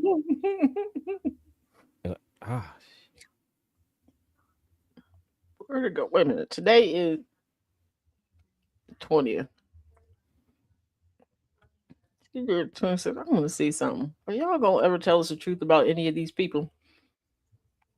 The truth. Not USA Today going, why Mitch McConnell's health has the internet so confused. It's not the internet, it's the people. And this is why y'all be thinking stuff isn't a real place, because they make it seem like, oh, on the internet there aren't any people. Come on. So no, the internet knows he dead. The internet knows he gone. It's just y'all trying to say he not. No, we know he Oh, gone. they don't. Oh, okay. So that's where that came from. The rehabilitation center. They're saying it on Facebook. First of all, well, if it was on Facebook, it's got to be true. I had one aunt that was convinced that every day of the week I was going to some. Yes, exactly. Just he's in the lower room. But I had one aunt years ago that was convinced that every single day I was going to some fancy schmancy restaurant, right? And it's because ever so often, me and a group of friends had joined this. It was called the Dine Out Experience. It was a membership. So you pay like $10 a month, and you get like an email you could pick from 3 different places in a month to go. And it was like a preset menu that you got. Nice little, Okay. take yourself out or group outing. Cool. Well, a couple times I did take pictures because the presentation was so pretty, and I just put the pictures up on Facebook. Because I don't post that much on Facebook, she decided not to look at the dates and just looked at the back-to-back post. I was like, no, you're always out at a restaurant. I don't know why. Where'd you get the budget for this from? And because I can be a jackass at times, thought I was a prostituta. For about 10 minutes, she believed it till my uncle was like, You believe she is just letting random people touch her. Her. Okay. And then he was like, If and you how believe that, I got some know, swampland to sell you. right? And he was like, and how would she figure out how to set that up? Where would she get the clients from? Where would she even know where to go?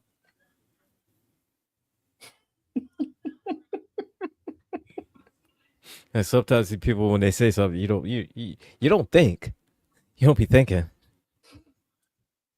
You'll be thinking about the person. It's like,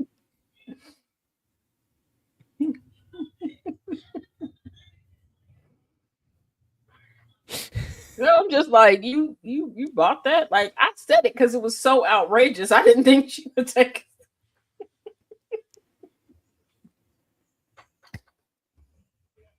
it'd be like the same instance as somebody said, they see me in the outdoors doing some shit in the woods outdoors. Right. I'm like, I'm the same person that won't walk in grass, but okay. You think I'm no. just letting a random person? Okay. The only reason I even go outside is because I have to in order just to cut the grass. And the only reason I cut the grass is so I won't get bothered because people won't stop by and be like, well, how come the grass is so tall? No. That's it. I'll go outside because I have to. I don't want to because I have to. And I feel like that's everybody. They only go outside because they have to. And Harley Pup is an asshole. Y'all didn't know. Today I took her out. Took her out after sound of coffee, and I'm starting to do my morning routine. Okay.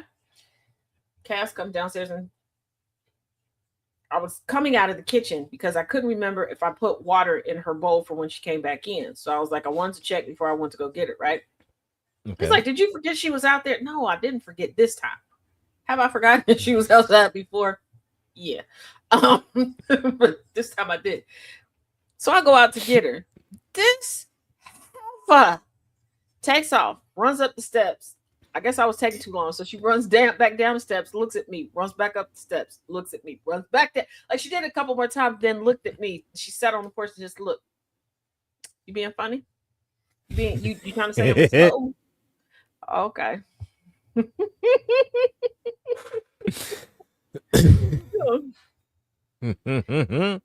People think I got booger sugar habit because I work so much. I didn't do ramen noodles. I don't do ramen noodles. I do ramen, but I am now beginning to do like the ramen that most people know in the United States. But usually I do like traditional like ramen because that's all I've known predominantly. And I realized I do ramen like the little packs different than most people. Anyway, but yeah. But no, my dog is definitely an asshole. She got on my nerves. How about he moved to the facility mid July? Okay, does mid July know that he moved? Mid July, get the fuck on. No. And those y'all that came from my neck. Said hold on. He went. I told y'all that picture of Mitch McConnell in the bed with all those tubes was fake, and y'all were like, no. One, he's a sitting senator or laying senator at this point. There'd be armed guards at his door. There's no family going to visit him. So who would have got the picture? The only people that would have been able to take a picture would be violating HIPAA. Number one. Number two, I said when you look at the picture, when you scroll in, that does not look like Mitch McConnell. I don't know who this man is. I feel sorry for him that his face is being all over the place. But yeah, it's been confirmed that the picture is not real. Somebody found the AI watermark. So yeah. Do the packets with the draining water and then put some seasoning on them. Yeah. It's not mid-July anymore now. Yeah. No, but yeah, it's exactly just that. Is whoever posted that picture, that's a HIPAA violation. that wasn't him. Yeah, because I So was we just know his like ass. this. We know Because his when ass. I forget who alerted me, and then I looked at because I was on air and I looked it up and I blew it up and I was like, that's that. First of all, white people.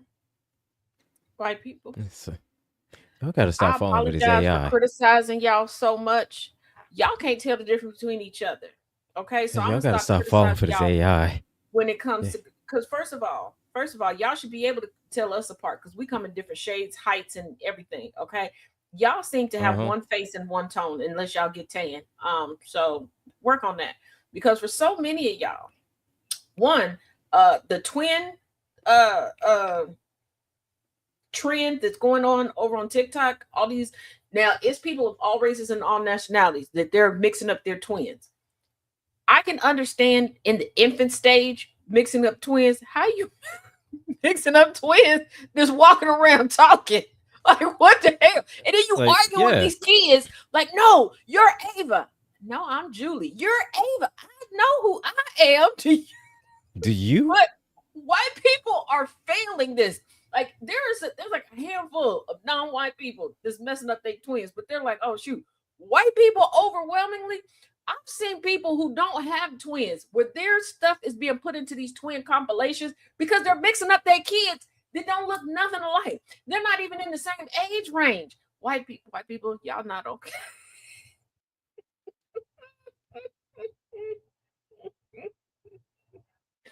My God, damn. Says y'all can't tell anybody apart. Because there was one mother and father going, Lena, why are you ignoring us, Lena? This girl, I'm not Said, Lena. who the hell is Lena? This child has like Wednesday Addams black hair. Okay, little stocky, cute little kid. Okay, Uh-huh. Lena walks in. Now this the kid that they're talking about. I don't even think she's in middle school yet. I don't think. Lena walks in. Lena is a full-blown teenager. I think she about to graduate. She got sandy brown hair. And it's rail thin. Faces don't look nothing. One child looks like the daddy, one child looks like the mama. And I'm like, mama and daddy, y'all think y'all look alike? Is this why y'all keep ended up messing with family members? Y'all can't tell the difference. Like, what's going on? Because can't tell the difference. What's good? If you're blonde, blue-eyed, skinny white woman, y'all all look alike. It's a Clone Wars out here in gross pussy. But yeah, like Pretty when I much. still during COVID. What's lockdown, happening, Gambit? What's Hey, happening? Gambit, on my original account, I remember it's like when we first all realized that we could do duet trains, right? I saw a duet train and I was like, oh, because this was during like when people were like, I'm gonna keep chronicling this, like my weight gain, my weight loss journey, people conquering addiction, different things. So I thought it was one of those, and I'm like, oh, this is so inspiring. I'm getting ready to go, and I'm like, I'm gonna leave something positive in the comment section, right? I go to click the comments. Before I get to the comments, I notice the caption. This is 3 different people, and I'm looking. Tattoos and everything. I'm like, no, the tattoos look the same, hairstyle look the same. Like, are you messing with me? Going to the comments. It was 3 different white women. These white women did not know each other. These white women had essentially made the same video, not knowing each other. They did not put together that duet train. Other people had put together a compilation, 3 different ones. Tattoos so similar. Like when I tell you I was blowing up, like how. I know we joke about white women having a handbook, but do y'all have a handbook? Like to tell y'all what to wear, what tattoos get, where to put, what? Like when I said my mind I was off TikTok for a week because that was just sitting in my head. Like, ain't no way. Because a part of me was like, have I become a bigot? Like, am I just see? But looking through the comments, Yeah, you want to know what's kind of funny? I do that in wrestling. I do that in wrestling with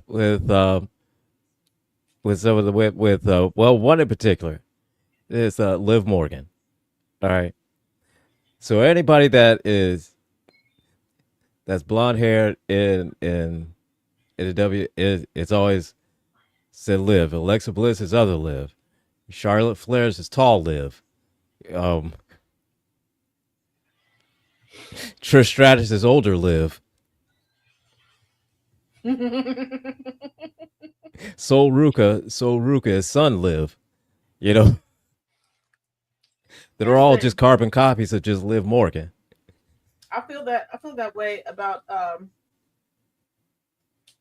Olivia Benson on Law and Order. Every woman that they add to the show, if they got a carbon copies of her. Rookie Liv, Captain Liv. Because they were like, everybody likes her character. We're gonna get everybody to look like this. You could everybody look like her.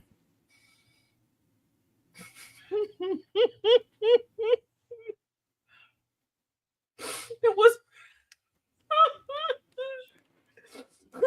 before I moved.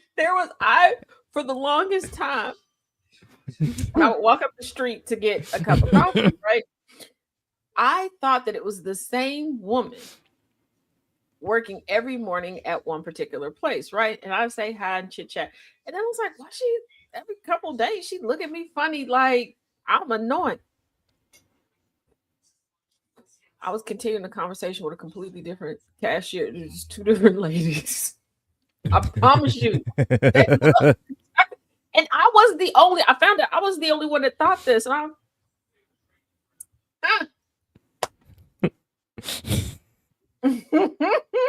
here we go, Tiffany Stratton angry. Yep. So Tiffany Stratton's is athletic Liv.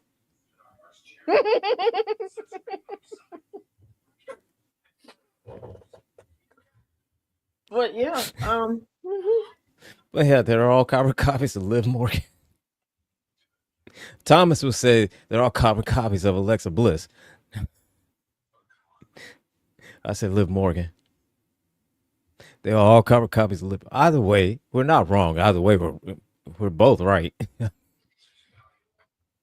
it's fun because Like they're all carbon copies of each other. That I will say look alike, but then you take a set of twins and I can tell the twins apart.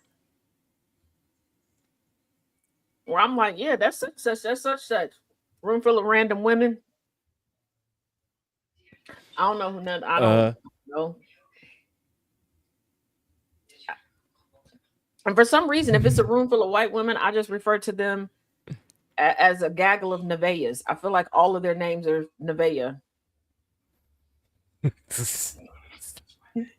I have doppelgangers that come into the dispensary, like several men and women. Well, I told y'all yesterday, the DoorDash driver, I had to do it. Caught me off guard. Like, am I inside or outside? And he was like, he thought that I locked myself out. So wait a minute. Because I've had people tell me like, oh, like a former neighbor and family friend called the house, like back in the landline, and was like, why were you walking on blah blah blah street? I wasn't. Now this particular street, if feeling adventurous, I could have walked down the street to get to my grandparents' house. It would have been a walk, but doable. And I was like, I wasn't. And he's like, and when I came back to get you and ask you what was going on, you disappeared because it wasn't me. I don't describe the young lady. Was the hairstyle that I was rocking at the time. I did have on a similar outfit that day, but was not me. Yesterday was the first time face to face because I was really perplexed. Like I'm looking at her, she's probably like, "This is she slow?" Like she's probably looking at me like, because I'm like, which side of the door am I on? Like you know, in those movies where like there's like a replacement or something, and you're trying to convince other people, like, no, I'm the real one. No, I'm trying to convince myself if I'm the. You know, it's funny. Years ago, I used to work at EB Games, and there was another guy that would work there that we look nothing alike. Okay. Mm-hmm. Like at the time, I was a little bit heavier, and he was tall and skinny. The only thing that we had in common is that we both wore glasses. That was it. Okay. So one day I had off, and then I came back in the following day, and the customer came in, and he was telling me that, he came in yesterday, and I told him this, and I helped him out, and I did this. I was like, I wasn't even here yesterday. I wasn't even working yesterday. And he looked at me and said, no, it was you. It was you. It was you. I said, no, I wasn't even here. So the other guy comes in, and I'm telling him this, and he goes, oh, yeah, I put your name tag on yesterday. So the fuck you do that for? He said, well, because I didn't want to be me yesterday, so if I got in trouble, it'd be you. What the fuck? Now, see, I have two cousins that people say, now I'm the oldest out of this trio, but people say that we look like triplets. Now, younger, like about 15 years ago, yeah, there were similarities, mostly how we dressed. But as we get older, some differences are clearly popping up, but there are some people that still swear up and down. I swore Gilbert was about to tell me that it was the other black guy. That's what. But what made it even worse is that the customer was black. That's what made it even worse. He was black. If anything, he should have known the difference. Number two. Well, the other guy, my coworker, his name is Elliot. He was light skinned. I am not. No, what gets me is that when people will see me with like my cousins and relatives on my dad's side, and they go, "Oh yeah, I see the family resemblance." And I love it when it's my cousins that are also adopted, and we're like, Exactly, Miss Lyles. Wait a minute. Is it we resemble the adopted members? Hold up. Exactly. When I said that we look nothing alike, we look nothing alike, okay? Wait. Like literally the only thing we had in common is that we both wore glasses. That was it. Or like when I was told that I looked like one of my granny's friends while sitting outside of an event that she was they were wrapping up and she was a part of the event. And I was just sitting outside because they also had to have an impromptu meeting. Her friend walked out first. Evening, Professor. She's Professor like, Moriarty, how you doing, your sir? Granny, y'all look so much alike. I said, because we both dark skinned. Because that's the only similarity. Like,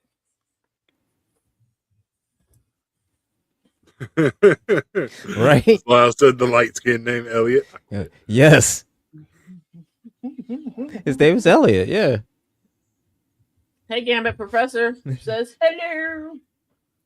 And again, like I said, tall and skinny. I am not.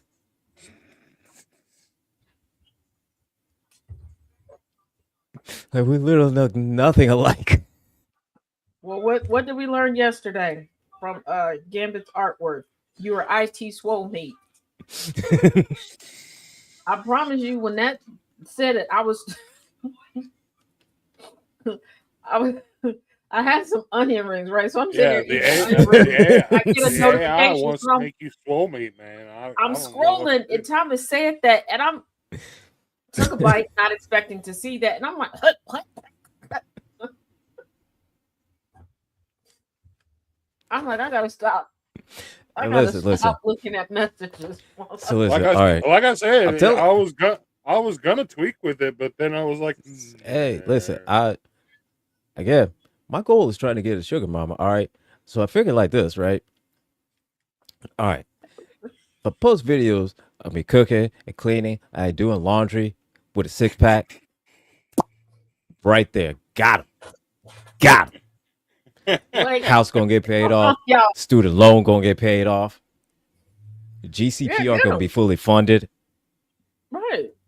And I'm posting thirst You know- traps. I ain't lying. Put I ain't lying. those pictures on one of those sugar baby sites. Nana Uh-huh. J just said, I showed you and Chaos's wedding pic to a friend, and she told me that my grandson looks just like me. Chaos. Hey, babe. I don't know if he's still down here or not. But wait till I tell him. Mm-hmm.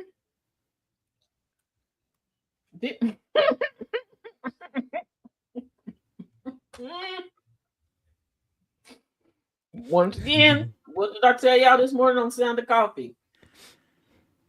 Let women have a blank slate. They will create a reality. In general, that reality is pretty damn interesting. Not gonna lie, you know. Somebody said you look just like Nana. Thank you.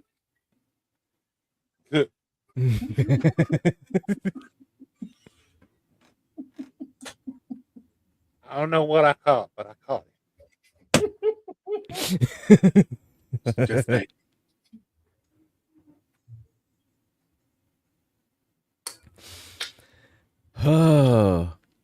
Oh, shut up.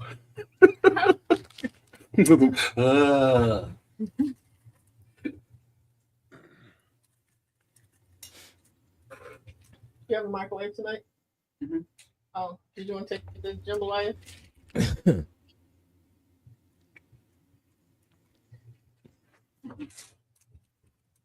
Why do you keep putting them back? I'm gonna eat them. No. Oh. We can eat the jambalaya. It's a food. Gotta eat. I'm going to eat. I was gonna make fish sticks. Well, I want fish sticks. ACBC. I ate soup with a fork last night. You what? I ate soup with a fork. Why did you eat soup with a fork? One spoon until it was thick enough. Don't have to have it thick enough. It was thick enough. I judge her all the time. I'm gonna find my second set of Like silverware. tomato bisque? Soup with the fork. So, is Hey, it- so what kind of soup is it? Just like a hunk of just shit that's in a bowl? Like what? I don't know. I don't even know where he got. I didn't know he had soup last night. I know you eat soup with a fork. It's just like From the deli? Oh, he got it from Jewel. Oh, he got it from Jewel at the soup bar. So I don't. That doesn't help. Don't ask me nothing. that's I don't know. again. What is it like? Just like a hunk of just congealed shit that's in a bowl. Like I don't know. No, I mean I'll make some thick soups, but now there's only one time I intentionally ate soup with a fork, and that's because I only wanted certain things out of the soup, and the fork let me kind of siphon everything else out. Now, if you use a fork where where you just piercing like vegetables or beef or whatever like that, and you just kind of pick it out, and you're using the fork, and there's stuff that's in there to where you can actually use the fork properly. I'm Okay, concerned I about get soup in okay, this hot ass weather. but that too. I mean, I might eat some ramen with a fork, but Wait a damn minute, Jess. Not Just ramen. said my very old deaf cousin is cussing me out on Messenger because she's mad at her sister. Why cuss me out? Just Well, you cussing me out. What you said fuck me for? What I do? the way I would put her on timeout in the Messenger, girl, you can cuss all you want. I'm not looking at it. Because I told y'all that there are times when my brothers get mad at me, and if they know I don't have my hearing aids on, they'll just cut the light off.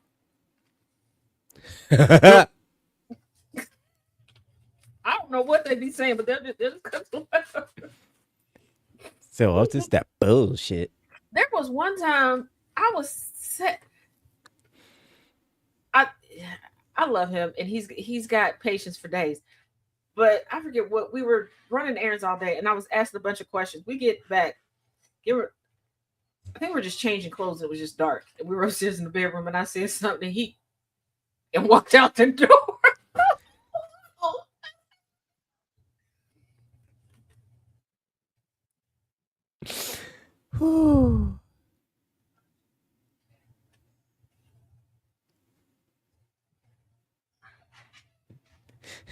You have okay. I guess I'm official, but I went through all of that because I wanted the real Professor. Y'all gave me. Y'all didn't get. Oh, I can't stand Elijah, sir.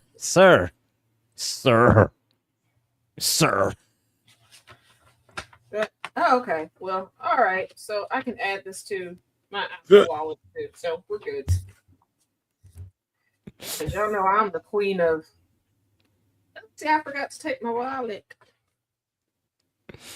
Because I'll be afraid I'm going to lose something. I never think anybody's going to take anything from me. I always think I'm going to lose it. Oh, this is not as thick as I thought it was going to be. All right. Okay. Hey, yo, what the fuck? 2032. All right.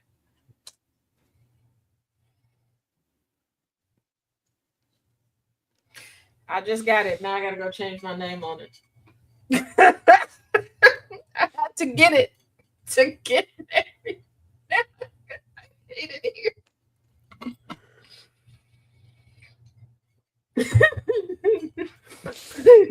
Well, okay. I think, wait a second. I think there was, whoops. Not what I meant to do there.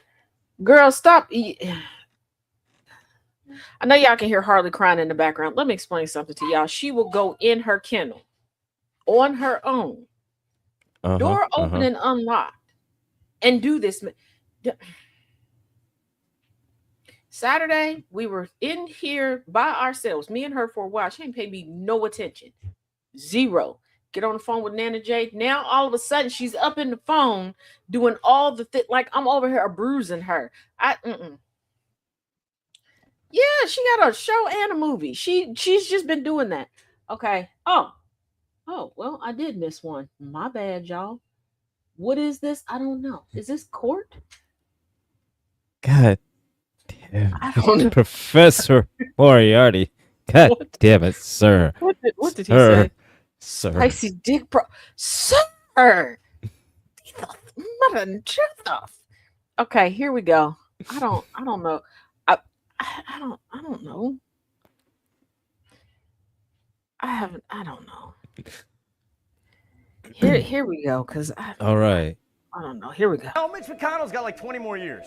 Sir, Lindsey Graham just died. Oh, get SEAL Team 6. Why? Someone's got to break in to clear his browser history. What's up? I'm Tim, and I run the PR team for Lindsey Graham. All right, now his sister is taking over his seat. How many cocks did her brother have to suck to get that? Yeah, the first step in taking Lindsay's seat is wiping the cum off of it. He's definitely in hell. I don't think he's looking up at us, though. He's probably looking back at us, asking if we're going to spit on it first. It doesn't get better. He went to the University of South Carolina. That's a great school. Their mascot's a cock. Oh, God, what? Like a rooster named Cocky. Jesus. Sir, we found the list of things Lindsay was trying to invade next. Okay, what is it? It's every country ending in Stan and a guy named Stan. Oh, burn every copy. I'm on it.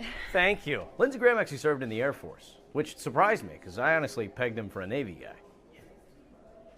Well, I guess he would have gotten pegged anywhere he ended up, but... I mean, there's got to be something good. But, I mean, it says here that he actively hated lesbians. No, he just hated Hillary Clinton. There's no reason to be redundant. Sir, a school wants to give him an honorary degree. That's great. It's a conversion therapy school. Oh, God. They want to name the sauna after him. Oh! I'm trying to find a quote for his tombstone. I'm in between I've never met an illegal Canadian, bomb 'em all, I hate kids, and oh, I'm so bad. Oh, right there. Oh, good God. Oh. It's Tough choice. It's crazy how much he hated Trump and how much he loves him now. Yeah, he was definitely playing for both teams. You know, he liked Netanyahu also. Yeah, they were butt buddies. Yeah, Lindsay's the reason why they call him Bibi Netanyahu. Why's that? Because during a press conference, he slipped and called him baby. Hey, baby. Hey, he was just giving Israel defensive weapons. Yeah, when he's in Tel Aviv, he gives Bibi some Iron Dome. I don't even think he liked war. I think he just liked a big, strong military man. Lindsay never met a Patriot missile he didn't want to sit on. Just a pass-around party bottom for the military-industrial complex. He voted against gay rights his entire career. He was scared. Yeah, he must have been. Yeah, when he was voting on bills, yay or nay, he didn't want to be on the record saying, yeah. He wanted to keep it taboo, so when he finished, he'd be like, oops, I've been a bad boy. Okay, guys, enough. The funeral's tomorrow and there's no plans yet. Okay, great. Can you take point on that, Roger? Thank you. Absolutely. I'll call Israel. No, call Ukraine first. All right, how'd we do? Okay, we're gonna need a black guy in the front row. Will Tim Scott work? No, I'll see if Ben Carson's available. We got a band to play it that used to go by the Beatles, but they just changed their name for trademark reasons. What's their new name? The Ladybugs. Kid, another band. That's How about crazy. How about this, Tim? How about we host it in the place you love the most? The closet. You ever notice that Lindsey Graham named his animals slave names? These are my dogs, Kunta and Kinte. Yeah, Lindsay would be the only slave owner to hand his slaves the whip. He did not have enough gay friends to tell him you can't do poppers and Viagra at the same time. You can't do that? Oh, honey. Hey, at least he died doing what he loved. Twinks.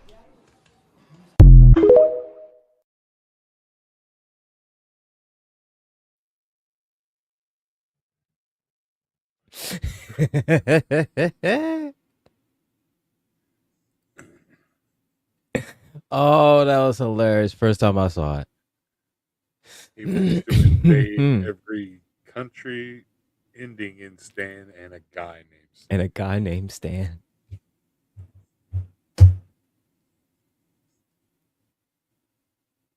Right, Ash, the Mitch McConnell on the TV.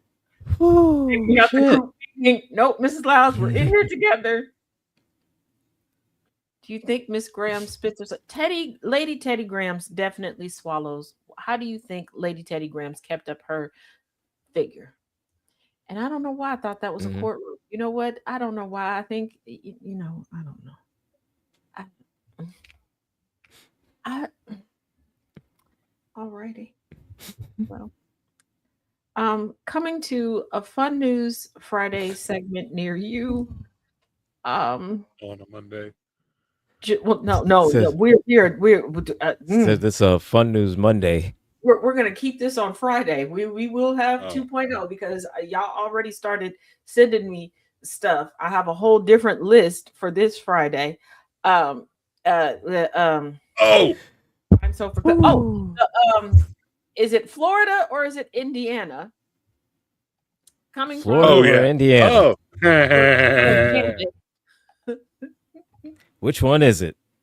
So yeah, I General Gambit will read headlines to you all, I will come up with a list. and you all have to guess: is it Florida or is it Indiana?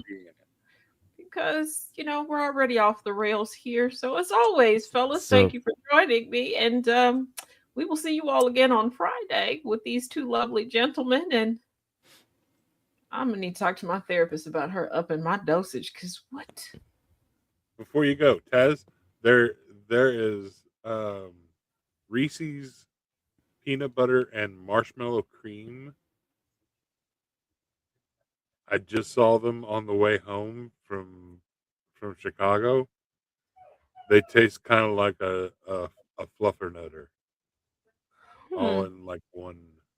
I mean, I like, still got to try this strawberry one. I'm gonna try that. Strawberry's tonight. pretty good. Peanut butter and jelly is always good, but the Peanut butter jelly time. but Peanut butter marshmallow jelly. fluff in there too is like, I was like, this has got to be just overly sweet, right? And I do have to leave the house for a little bit tomorrow. I do have a few errands to run, so yeah, look for them. I'll pick those up. And I got to find the Oreo Reese's cookie. I've had the Oreo Reese's candy, but I need to find the cookie. The cookie. I'm feeling ookie. Cookie. So as always, gentlemen, thank you, thank you, thank you. You will see this dynamic trio again on Friday for the official Fun News Friday. But I did promise y'all rock and good time. And thank you for you all's grace and patience. Your girl's anxiety got the best of her. And while out running errands, and there's so many things from my list that I didn't need them for Saturday, but just like I got cleaning supplies, no sponges.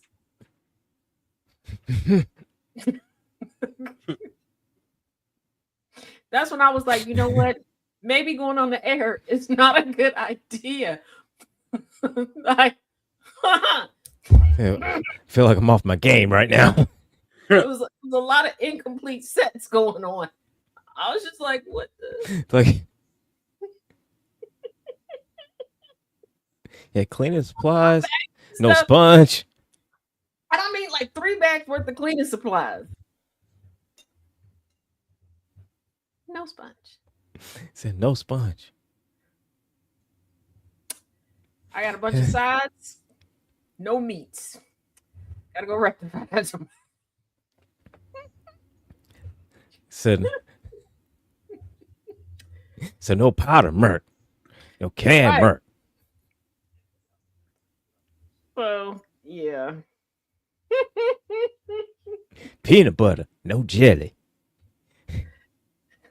Waffle, no syrup. Yeah, I'm just like, oh, okay, cool. Oh, he's like, don't worry about it. I had already started. Like, I'd sprayed down the stove and the oven to like clean it out. Had to use paper towel. I still got to go back over it because I wasn't able. Yeah. So, yeah. Again, thank you all for your patience and understanding. Because I was like, oh yeah, my brain is fried. Like, let's just call it a night and just.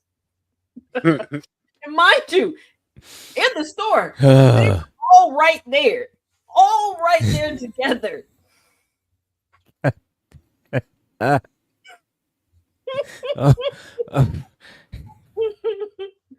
You got meat with you 24/7 now, sir. Not that type. Hamburger, no bun. I got the bun, no hamburger. Kool-Aid, sugar, peanut butter, no jelly, cleaning supplies, no sponges. Said sugar, no Kool-Aid. Right. And I got a lovely butter dish. Guess what I don't got? No butter. Yep. Said butter dish, no butter. I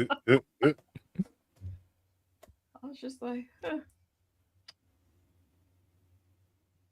It's all good.